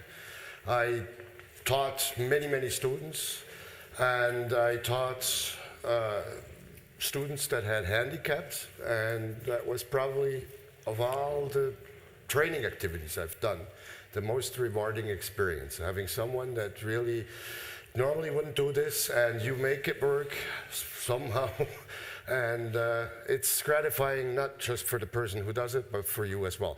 Now, Jan is the other manufacturer who has taken up the offer of presenting his company a little bit, very, very short presentation. And I think it's important because of all the big players in the manufacturing world, I think Jan's company is kind of the ones that are not fully integrated. I mean, you're doing other things, you're an engineer, so please, here is the floor for you. Okay, thank you very much. Hello again. Actually, I didn't expect to do this presentation anymore, but then I realized that we already sent this short video, so I will use this 4 minutes of this video to, share our story of Strojina. If we can run it, I will Can just talk. we play parallel. video? The Czech. I have just one there. It's possible that we have two. Strojina, The old STR. one. Oh, whatever.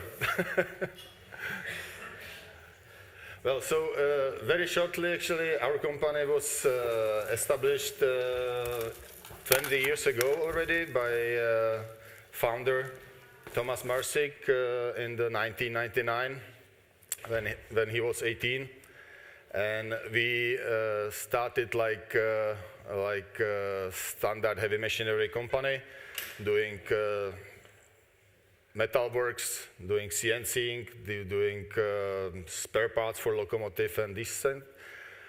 Then actually we start to think a little bit about how to enhance or diversify a little bit our activities, and then we came with the list of possible extension of our portfolio, which was actually from quite serious ideas up to the idea with the wind tunnel, which was the most crazy. That was also the reason why we selected, or why Thomas selected actually this idea.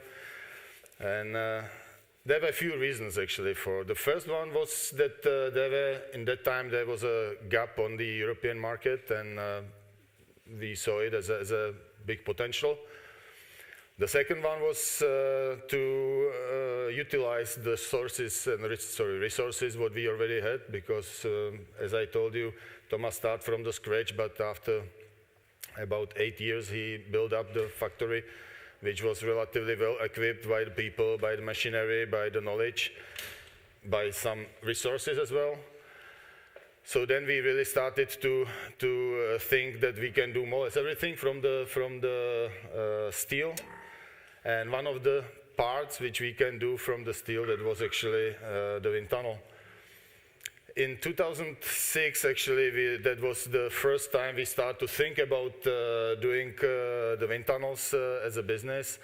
But it took us about 3 years to pass through all these aerodynamic researches and preparation and planning and thinking how to do it. I have to admit that we are not skydivers actually, so none of us had no idea how it works actually. So we had to make a team of professionals from the aerodynamics, also professionals from skydivers, and try to put together the ideas. And the main aim was to create a wind tunnel technology which will be as efficient for the operation as possible and as good by the flow quality as possible. That was actually the first aim, and our idea was to create this one just for the operation. So we became, first we feel like operators, and then we changed into the producers. And I would say that after the 1 year of operation, we really decided to come into only production and not to be operator anymore, because there were relatively interesting demand on this product which we created. And since that time we already created more than 20 closed recirculating wind tunnels all over the world. Well, the first one was in Prague, when we also built and set up our own civil work company or department.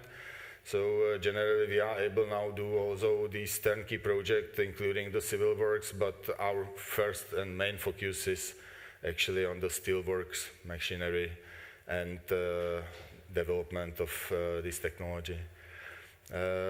Actually, the advantage of to be producer and having this factory behind is actually that we really can do kind of modifications or tailor-made solution. We do 95% of this technology of the vertical wind tunnel is in-house. And that's and also having the engineering part and aerodynamic part, designing part in-house, give us the opportunity to really, go with something maybe specifically tailor-made for the client purposes. Well, so that was actually the short history of our company. At this time, actually, we have three different and independent departments. One is doing still the original work of heavy machinery. The another one is doing this wind tunnel production and wind tunnel business. And then we have the third one as the independent. It's about the microbrewery, which is another story. It's kind of fun of the owner to also do something which he likes personally. Well, I mean, there is only finishing the video. I think that I was just exactly these 4 minutes which I proposed at the beginning, but you did an excellent job, Jan, and I think it was important. I mean, you said, what should I do here? It's, we are just manufacturers. We're just kind of putting these together. And I think it was important that people actually got to know you here. And yeah, thank you very, very much. Thank you for the opportunity being here and have the chance to present it here. All right. Thank you for your Thank you. Thank you. Now, we always make it a point. We leave the best to last. No, he insisted on having, again, the last word. It's our friend, the business development officer of the Russian manufacturer Tunneltech, speaking to you now in that capacity, because we mentioned before, he has many facets. Huge wave surfer, slackliner, the man himself, Andre Carr for Tunneltech. The floor is yours. Hello, everybody. Well, I think I'm getting annoying here on this stage for most of you. Tunneltech. Yeah, I'm not really here to give like a sales speech, because we clearly, like, we understand where we are. We are the youngest player on the market, or I don't know, do we have any younger ones? Maybe I don't know. But yeah, so I just wanted to like lift up the curtain what Tunneltech is, because some of you heard of us, some of you probably even never heard of us. So, okay, Tunneltech. Yeah, we can probably have a. Do we have the remote? Remote right on the table. Perfect. Where do I point it? There? Up there, general area. All right. So Tunneltech was born really in 2014, which is just 6 years ago, and it was born the same way like any other startup. It started with a group of passionate individuals, starting with our CEO, Slava, who is, in my opinion, engineering genius. He asked me to avoid this phrase, but I do really think so. He has been, I don't know, a laureate of international science and science fairs. He's been building chips for the satellites. He's been building chips for avionics of Russian jet fighters. Shielded chips for nuclear plants, self-propelled robots for oil industry, and this all before he was like 30, right? Building himself, programming, leading projects. So he is an engineering prodigy, if you say so. I mean, he assembled a team of people which were just very, very prominent Russian, well, talented and young Russian scientists. But I guess you all know, like, Russians have been to space and yeah, have been building these fighter jets I was talking about. And there is a reason why Donald Trump is the president of the United States. The Russian did that.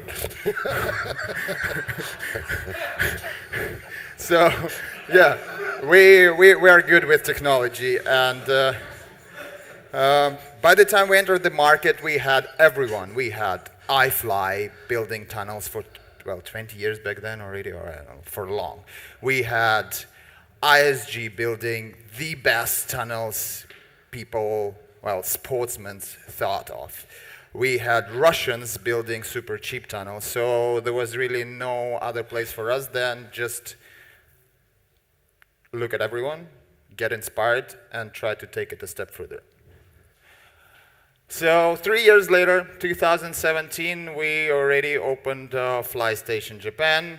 I don't know, I heard very good reviews about it. We we had an event there. Okay, I'm gonna come back to that a little bit later. So 2017, we opened FlyStage in Japan. We are the first company that got licensed and managed to pull out a project in Japan. You can imagine the regulations with all the earthquakes and further on. 2018, we opened Flow Moscow. 2019, we opened FlyStation Korea. And by now, 2020, we have 3 projects completed, 2 projects opening this year, another 5 coming in. Yeah, 1, 2, 3, 4, 5. Yeah, 5 coming in within, I hope, year and a half. So we have been growing, and that's just in a matter of 5 years or so. By now, from this tiny startup, we actually turned into a group of companies. I didn't really get this part before, but Frank, our CEO of Tunnel Tech Group, actually taught me to do that. So yeah, we're a group of companies, and a fun part that amongst our group, you can find the EVG, right? You've probably heard this name before, EVG. EVG is our experienced part, because EVG powered most of the iconic tunnels here in Europe, and they have been building propulsory equipment. They have been supplying wind tunnels for the last 40 years. They have been building test benches for Formula 1. They have been building and supplying research tunnels, acoustic tunnels for automotive brands, for Audi, and they do have a lot of experience. And yeah, we're very glad to be united with them. So this took us to the situation when we're the only manufacturer on the market that has a very technological core and at the same time allied with the prominent fan makers or like core wind tunnel equipment maker as we see it. Yeah, a little bit of our equipment. We don't build just tunnels in different sizes. We came up with the several lines of products. We came up first like the Pro line, the one that started Tunnel Tech. That's tunnels in, well, that's all the tunnels that we've built so far. And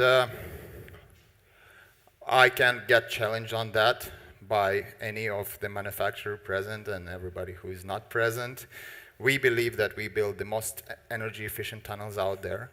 We believe that we build the safest tunnels out there. We believe that we build the most silent tunnels out there, most powerful. And yeah, it seems like we do build the fastest one. But you can find the same information on ISGS, so I don't know. Well, we really, I mean, with our positioning on the market, we are really open for discussions. We're really open for competition, and we would like to educate our customers, which are operators, their customers, which are the flyers, and for one reason only, to make our machines better, to make the sport better, to make the industry better. So, smart line of the equipment. With smart line of equipment, we tried to, level it out because people have been complaining that we're a little bit expensive. Well, I mean, building same price machines like most of the competitors, still like we're a little bit expensive because we're so new. So we decided to level things out, and we built a smart line, which is just like any other tunnel. I mean, a little bit better still. It's very easy to be saying like, oh, better, this is worse. We operate numbers. Like we have been visiting most of the tunnels out there. We are trying to visit all the new tunnels open. Like we do take measurements. I mean, that we can take being a visitor, right? Like we're not doing the secret spying stuff. Like we don't know. I would happily get numbers from you. You said that you build more efficient tunnels than us. Like I will happily exchange the numbers just to understand if there is a room for us to get it, to make it even better. So yeah. 2 lines of the equipment, and then, yeah, we do have one more line of the equipment. We still didn't really understand how to call it, an X line. Here we go a little bit crazy. This is adjustable variable glide ratio tunnel, like clearly for wingsuit flying and tracking, because I used to fly wingsuits a lot and track, and Slava used to do the same, and we do it together sometimes, and we really wanted to build one of these things just for fun. Adjustable glide ratio, probably you can go indoor skydiving and then turn into flocking, and then maybe fly some wingsuits 5 minutes later. Anyway, like we are capable of building any of this, so if you guys are interested, please feel free, let's discuss it. We can do something fun. And yeah, I'm a surfer, right? So I came to Tunnel Tech, and the first thing I started doing is building this thing. Everything designed, everything tested, CFD. I would like ActiveFlow guys to do some extensive CFD for me, but yeah, this is another line of our development. And what really makes us do all this thing is that fact that we are flyers. I started skydiving 18 years ago. I met Slava, I don't know, 15, 16 years ago. I was going from the antenna, and he was going towards the antenna. So, like, among our management, every single one is a flyer. We get all our staff to fly. We get their families to fly, and this is the general agenda that we're pushing and following. That we want all of us to develop. So this picture, for example, have been taken on last Friday during the IPC meeting. So this is Slava in the center, me to the left, and then some our partners, some tunnels, some other tunnels, some prominent flyers. So we do have fun, like sportsmen do. So besides, like, that's second reason to what we're doing, and like why we got all those numbers, and why we're pushing it, and why we think that we build the most energy efficient and blah blah blah, everything that I said, because we rethink every single thing of the tunnel. Like, if really tunnels are not a rocket science, like everything has been already invented. Tunnels, wind tunnels, not necessarily vertical, but wind tunnels have been around for hundreds of years. There are very smart guys sitting, for example, in NASA, who wrote tons of different research and tons of different, openly sourced information for us to be building tunnels. So everything is already invented. The only thing that we need to do is to take it and implement it in indoor skydiving. We start building tunnels from scratch. Like, we don't really do the CFD at first. We start other way around. We start with math. We calculate perfect machine first, and then we try to find the best materials for it, and then we try to ground ourselves to the reality, to business, because yeah, we have operators. We have been operating fly stations in St. Petersburg for the last 8 years, so we do have experience with this too, and we understand the needs of business. Besides, thinking and building tunnels from scratch, like finding the best materials, finding like the best manufacturers out there, like the only factories in the world, some of the equipment that we're producing, there is just like 2 factories in the world that can do such thing, and some other equipment, there's only 1 factory in the world. This is why we're so sure about our equipment. When it comes to electronics, we build the components. We don't utilize the industry standards. We don't utilize, I don't know, Siemens PLC, something that you can see in, well, every single tunnel. We actually build them from scratch, piece by piece. We're writing new protocols because we're living in 21st century. We're living in Industry 4.0 when everything can communicate with everything. What it actually gives for the final customer, it's we as a manufacturer, we always know what every single part of the tunnel is doing. Every single part of the tunnel is communicating with every single other part of the tunnel. We can prevent 99% of failures. I'm not talking about, something big like things went down. No, there is like minor failures, and I guess you all know that there are some things to tweak. Anyway, like, we can prevent 99% of these things, and if we cannot prevent 90%, we can fix 99% of these things without even coming to the tunnel. Furthermore, all these automation processes can actually reduce the cost for maintenance, can reduce the amount of people that we need to run the tunnels. So we are trying to give operators best, cheapest, most reliable machines possible in this age. We do, well, yeah, we do cool things. We do the devices specially tailored for the needs of the tunnel. We do things like light. Okay, I got four more slides. So like even building things like lightning, we end up building the smallest 100-watt full spectrum LED projectors and okay, never mind. Let's just move on. We build firmware and software. We have been building controlling units. We have been actually replacing controlling units for several other manufacturers for different reasons.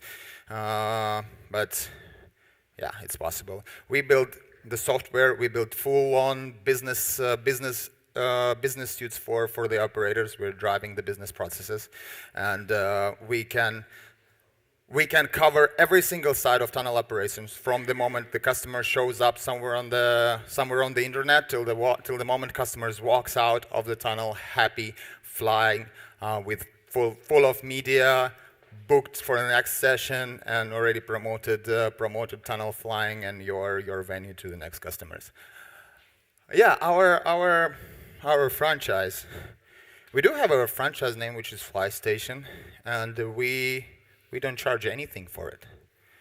It's for us, it's not the agenda to actually make money with it. For us, the most important part is that every facility works the way we want it. And this is the way that we can push our agenda towards the operators, because we do get asked all the time, like, how can we take your brand name? So there is just, handful conditions under which you have to follow to become a Fly Station. A, standard facilities, so we put all the lighting system, media system, so we deliver customer same experience no matter where he goes.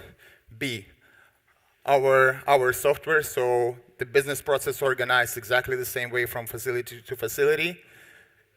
Minimum staff time, because we want to give customers good experience. For that, you need instructors to fly.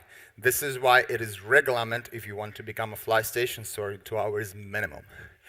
And participation in the marketing programs, which means like we want to drive things forward. We want to drive things with, like, I don't know, Laszlo, for example, and we want to have an ability to just roll in there, bring a bunch of cameras, film something cool, make it available to public, or I don't know, like we want to do cool stuff. So this is mandatory participation in it. And yeah, well, okay, well, I just got another idea during the summit. Like we have been discussing about this, gym program and making flight time accessible for publics.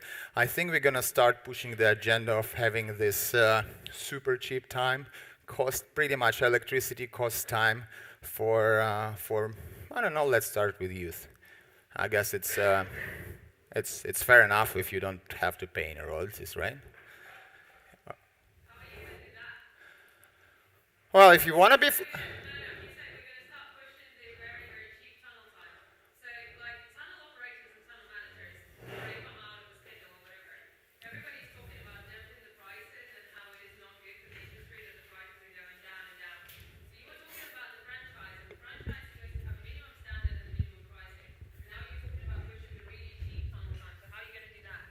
So it was something I was bringing up several times during the summit.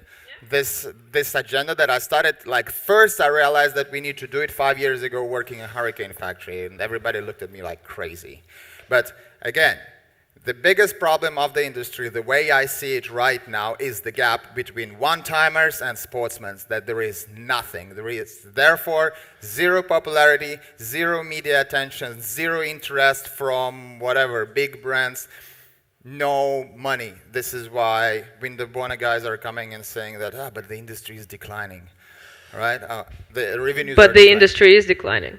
Yeah. So to give it a little boost, we need to bring more people in it. Actually, people who can connect to the industry, to the sportsmen, and we need to create an army of intermediate flyers, beginner flyers, and this, in return, will bring 7 billion of people that every single one of them dreamed about flying at least once in his life.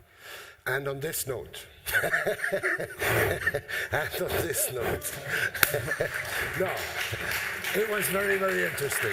And I don't want to curtail any type of dialogue. I don't want this to happen, but we are right now in a race against time. We're going to take right now a 10-minute break. That's what it will take us to kind of restore a little bit of normality after all this. Wow. And then we're going to go into the session 10. Session 10 is basically the wrap-up. And session 10 will basically try to come up with a vision statement that we can all pretty much adopt here. At the same time, we're going to have our host come back, and the mayor, he's right there. He will address us after we have adopted our vision statement. And then, and this is very unfortunate, then at this point, Jay will have to leave because his aircraft is... Okay, right now I suggest we take a 10-minute, but not more than 10 minutes, not 1 minute more. 10 minutes out. No, we need to.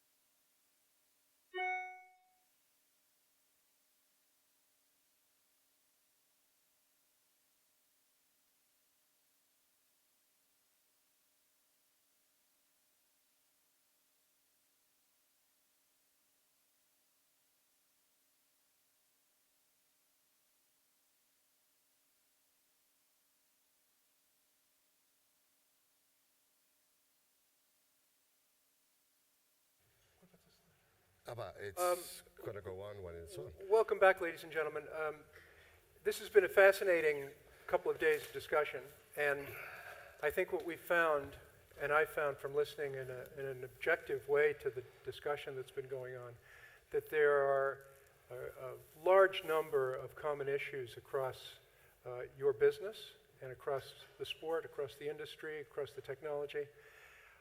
I have tried to distill, and from listening, just 3 points that I thought were areas of strong common interest that I hope you'll be able to agree on. We've said delegates representing companies and stakeholders at the first Global Indoor Skydiving Summit agreed that there needs to be broad cooperation in order to, and these are the key issues or key areas, establish common industry practices and safety standards for manufacturers and operators of wind tunnels. I think we heard that repeated again and again. Deliver consistent and engaging communications to build the brand of the collective of indoor skydiving, whatever it might be called, and that's, of course, up to you. And to develop sports formats and competitions that gain wider media exposure and attract greater public interest, greater spelled correctly, of course. Again, existing competitions or future competitions, but I believe that we have been able to put together something that's general enough and broad enough so that the people who are here can agree that this, we were talking about the outcome, that this is an outcome from the discussion that we've had. Of course, it's purely a statement of the will of what we've been able to distill from this. And I hope that you agree that this is something that reflects the discussions that we've heard here during the past couple of days. If that's the case, I think that's fantastic progress for everyone. There can be a little bit of discussion now, not much, simply because we have a deadline. Deadline, he will have to leave. Is there any observation that someone would like to make at this point? Other than that greater is spelled wrong? Obviously. I mean, just so I explain once more, I mean, if there is genius in this process, it's really in coming up with the most important points right now. It's like triage. A patient is dying. What needs to be fixed first? And that's the approach that has been taken, I think. And this is not an inclusive list. I mean, there are many more things. Obviously, this could be worded differently, but Jay does excellent jobs in providing summaries like this. But unlike everything else, anything other that you've ever been involved in, okay, if this mission statement is adopted, then someone, and probably the ball will remain in our court until this happens, we'll have to start making proposition on how to realize all this and how to turn it into a Something reality. concrete, sure, yeah. But as a statement of general principles. General principles, it's right here. Do we agree? You want to read? Want me to read it again? No, I mean, do you agree to the process? I mean, we described this from the very beginning. That is the utmost goal of gathering however many we were for 2 days in this beautiful convent and discussing and debating over the future of the sport. I mean, we can just go home and say, well, that was fun, or we can try to do something along these lines and adopt this relatively broad statement. And if we do adopt it, it's in the name of each and every one of you present. Is that right? That's pretty much. Before somebody was, were you holding up your hand before? No. Yeah. Yes, I missed something.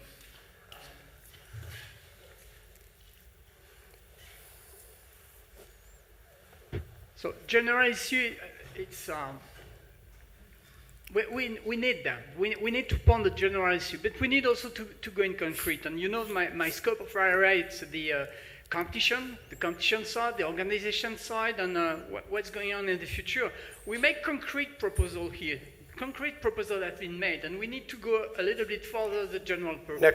Absolutely. If it's your next step, I will start this has got to be just a preliminary. If it's not your next step, I deliberately said here, yes, we need to go ahead. We have already talked about formats like tournaments, a league system, and it must come from the operator and the builders themselves on behalf or with a convention or whatever, or it's going to come from the international body who is covering all the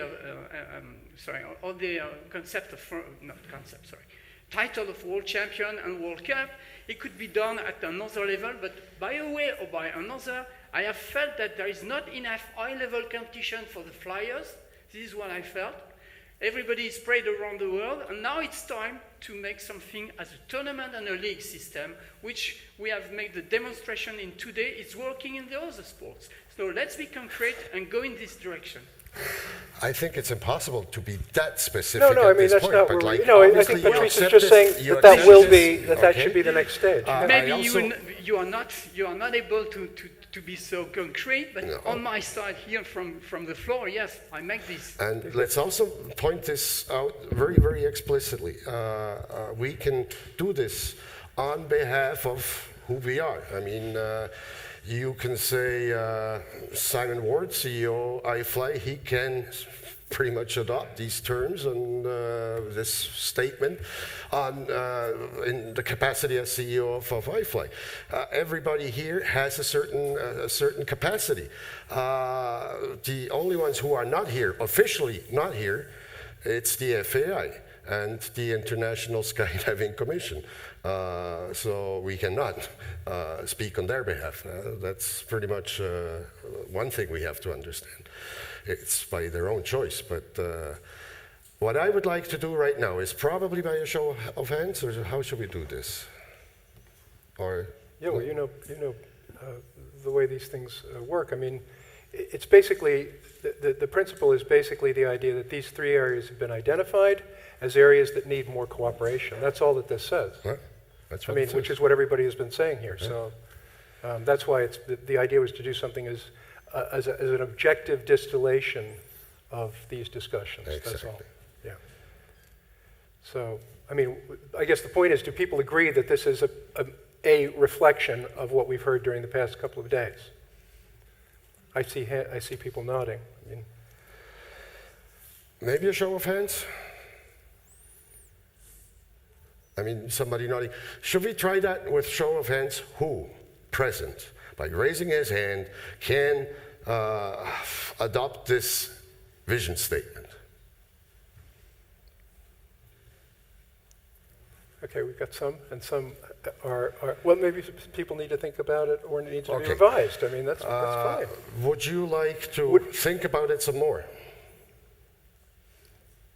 I mean, one of the criticisms that came up was the one of here we're talking and never doing anything. I mean, just generally adopting a vision statement. It's not the most binding process, but it's at least showing, hey, we are on the same sheet of paper, because right now, if you right now withhold that type of agreement, then I would say point number one, what we said here on Sunday, did it happen? Did it not happen? It says establish common industry practices and safety standards for manufacturers and operators of wind tunnels. If somebody cannot live with that, then we'll... Well, maybe the wording needs to be changed slightly. I mean, I don't know. I mean, maybe the point is, maybe some people would not be able to endorse something like this ever. So I don't know. I mean, I mean, you're right now, Simon. You're not giving your consent by raising the arm. Is that saying, well, I'm not in agreement with it, or I want something different? That it can't happen? I mean, that's the difference. That it can't happen? That just becomes a really long debate. Okay. Of course, everything you put up makes sense. Totally get that. But, I look at goals on a what, why, when, by who. I was to, Right. you know, I didn't really come here to be given a vision, if you like, Right. but I certainly agree that we need to do certain things in certain areas. And if I was just to look very quickly at those, you know, ASTM is one of those things that's certainly going to help. We've talked about IBA and tunnel instructor. You know, there's reasons why we can and can't do things at the moment. We can certainly open dialogue, and, you know, coming here has allowed us to do that. Of course, we can progress with that.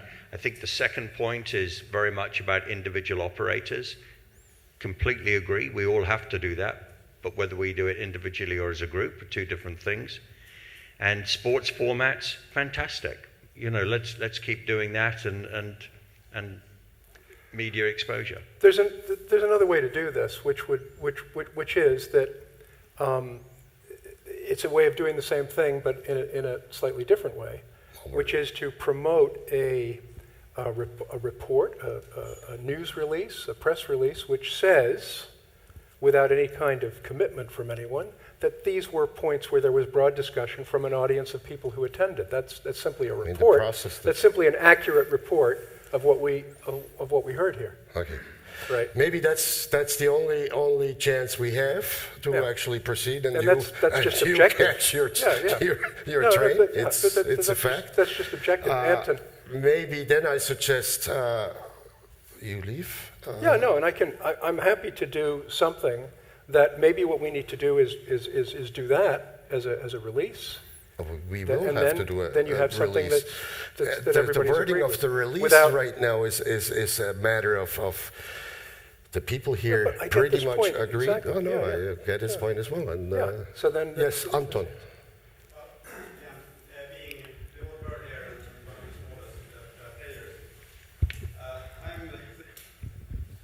Hello. Again, perhaps this is not so interesting since I'm the odd bird and such a small player in this group. But from my perspective, being the founder, still a major owner, board member, etc., of my little company, I'm entitled to here now make legally binding agreements. And I cannot make a legally binding agreement just something that I see on the screen and raise my hand, and if that be legally binding, I couldn't do it. It's not an agreement. No, but I think that's the issue, though. So for me to be able to sign something like this, it would need at least a couple of iterative rounds. And I think that's common practice in summits, that you're just given, this is it, yes or no. It would need to be, and normally I'd run it through lawyers or something like that, or similar, you know, for it to mean something. Because if I sign it, then to me it'd be legally binding or similar, you know, then okay, this is what we'll try to do. So I can't just raise my hand to it, even though it's great, but I can't, sorry. Point taken, point taken. And I think that will be generally true. I think that will be true of a number of people. So no hands will be raised. We will word our press release, and there is one going out in Catalan tonight, another one going out in Spanish tomorrow, and probably during the course of today, or maybe on Wednesday in English, where we say, well, these are basically the points that everybody here agreed we should focus our attention on. Would that be agreeable? Well, it's a fact. Huh? It's a fact. They could also say, don't do any press releases on our behalf. That's also a policy. Should we turn things over to the... Okay. Thank you very much, Jay. I cannot really express the appreciation that I have for your work that you've done here. Thank you. Well, no, thank you for having me. And I'm gonna disappear. You will be now driven to the Figueres Villafant train station, where you will get onto a bullet train. Thank you very much. And off you go. Sorry and I'm sorry I won't be able to discuss more of this with you, but fully understood. Okay.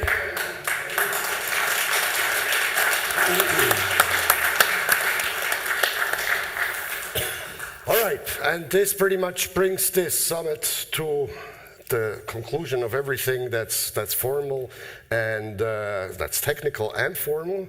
What's left is now to actually give the word back to our number one host, the mayor of Castelló de Empúries. And doing that will now be my partner in organizing this, or one of our partners in doing this and organizing this summit, the general manager of Skydiving Puria Brava. We met each other 35 years ago, or no, 36 years ago, but worked together since 1985. He was our chief pilot back then, and now he is chief of everything.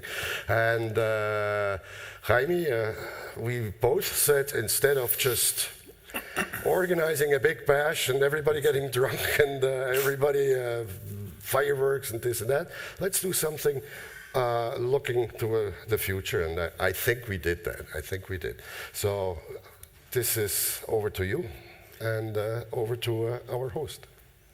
Well, first of all, I'd like to thank a lot the Mayor of Castellos, Albi Wade, and the municipality for its cooperation to celebrate this first global summit.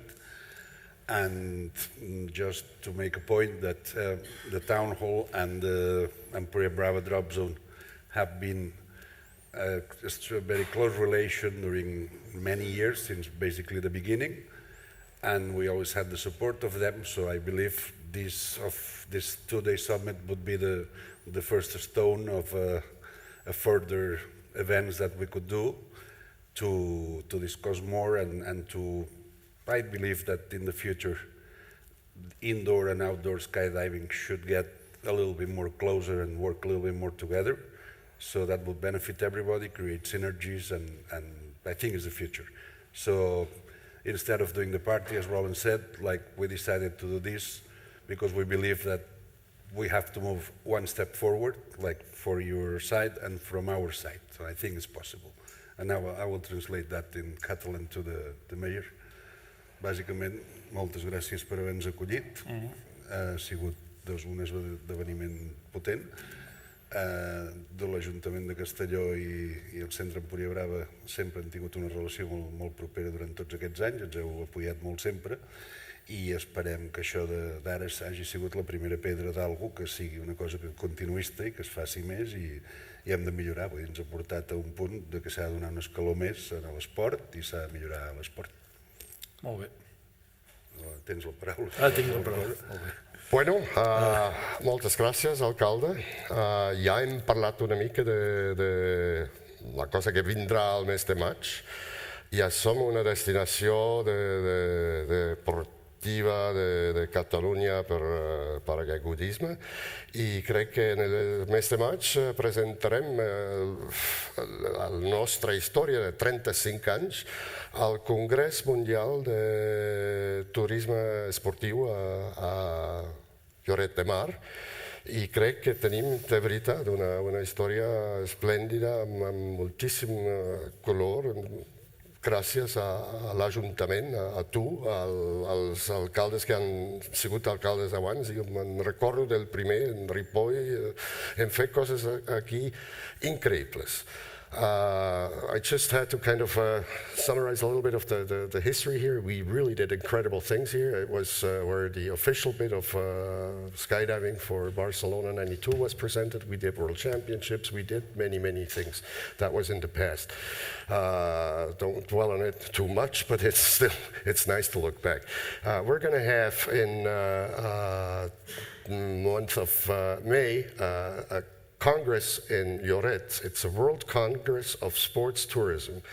And we were invited to present there the 35 years of history that skydiving has in this town and everything that implies, like Olympic bids and arrival of the Olympic torch. And we had events going on during the Olympics with the endorsement of the IOC. So this we can then present to the world. This is a congress organized by the World Tourism Organization, and this year, 2020, is in Catalonia the year of sports tourism, so there is going to be a lot of talk about everything. And I really have to say, this town hall has supported us from day one, and many mayors before him, and I particularly remember the first one I got to meet here. He's died since then. Great people. Everybody here has really received us with open arms, and that's what it takes for a symbiotic relationship. Moltes gràcies, alcalde, i fins a una propera. Sí, us he dit unes paraules, no? Sí. Traduiràs tu? Sí. Bé, vaig tenir el plaer i l'honor ahir de saludar-vos a tots plegats a l'inici d'aquestes jornades. Després de 2 dies entenc que hi ha un cert cansament després d'estar 2 dies aquí concentrats, però també si això ens ha servit a tots plegats per ser una mica més savis, per haver après aquests dies de totes les temàtiques que s'han tractat, si això ens ha servit ens podem donar per contents, per agraïts, i això no ha de ser sinó un primer pas per anar creixent amb aquest esport, amb aquest tipus d'esport que al final cada dia tenen més practicants i tots ens hem de posar al dia i per tant jornades com aquestes són interessants i han de continuar en el futur. Evidentment que com a municipi que som d'acollida estem disposats a anar acollint aquest tipus d'esdeveniments si és que així ho creieu oportú, tant des de l'organització com des de tots els visitants que hem tingut, aquests il·lustres visitants que hem tingut aquests 2 dies. Salvi says, obviously he already greeted you upon arrival, basically, when we first started. He looks at you now and he probably recognizes that some of you are very tired, and gathers that it was, quite stressful and a lot of work. But at the same time, he seems to realize that we have achieved certain things, and he congratulates us on that. Vision statement, he got that on the very tail end, and I think he also alludes, without explicitly making mention of it, there could be a second edition, maybe in the future. In any case, the town hall is as committed as ever to support the sport, and all we can say is moltes gràcies. I convidar-los durant l'any, encara que no sigui per treball, poden venir de visita, de plaer, aquí a casa nostra, passar uns quants dies que tenim molt i de tot.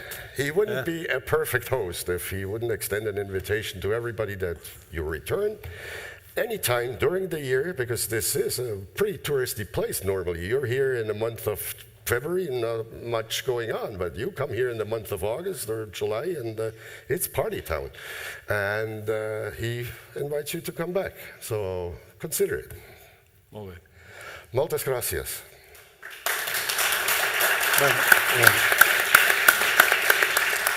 Okay, now my last announcement.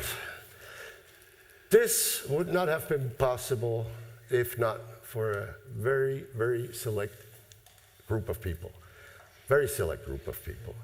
All the people that I had to call upon to make it happen, despite all the odds and despite a fair amount of adversity. I'd like to mention my wife, first and foremost, my daughters, would like to mention them. I would like to mention my good friend, Josep Luis Guerrero, the former, now retired tourist director who had to come back to help me out. I would like to particularly, moltes gràcies a la teva secretària, la Rosa Mari, ha fet un treball, de veritat, és que ha fet la diferència. And there is a handful of people like Karina, we have Mary Lou. Without you, this would not have happened. Thank you.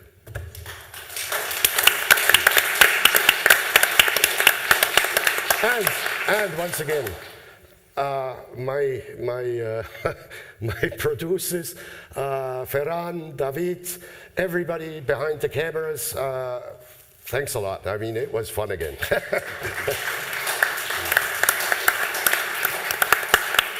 Okay, now we're early. We have dinner booked at 7, but basically you have now a choice of either going back and then returning. The restaurant is across the street from where we ate yesterday. We can be there as soon as probably 6:30 or something like that. Decision is yours. I think there's still some food outside. There is still some probably wine somewhere. Have yourself a fun time, okay? Thanks. Moltes gràcies, Salvi.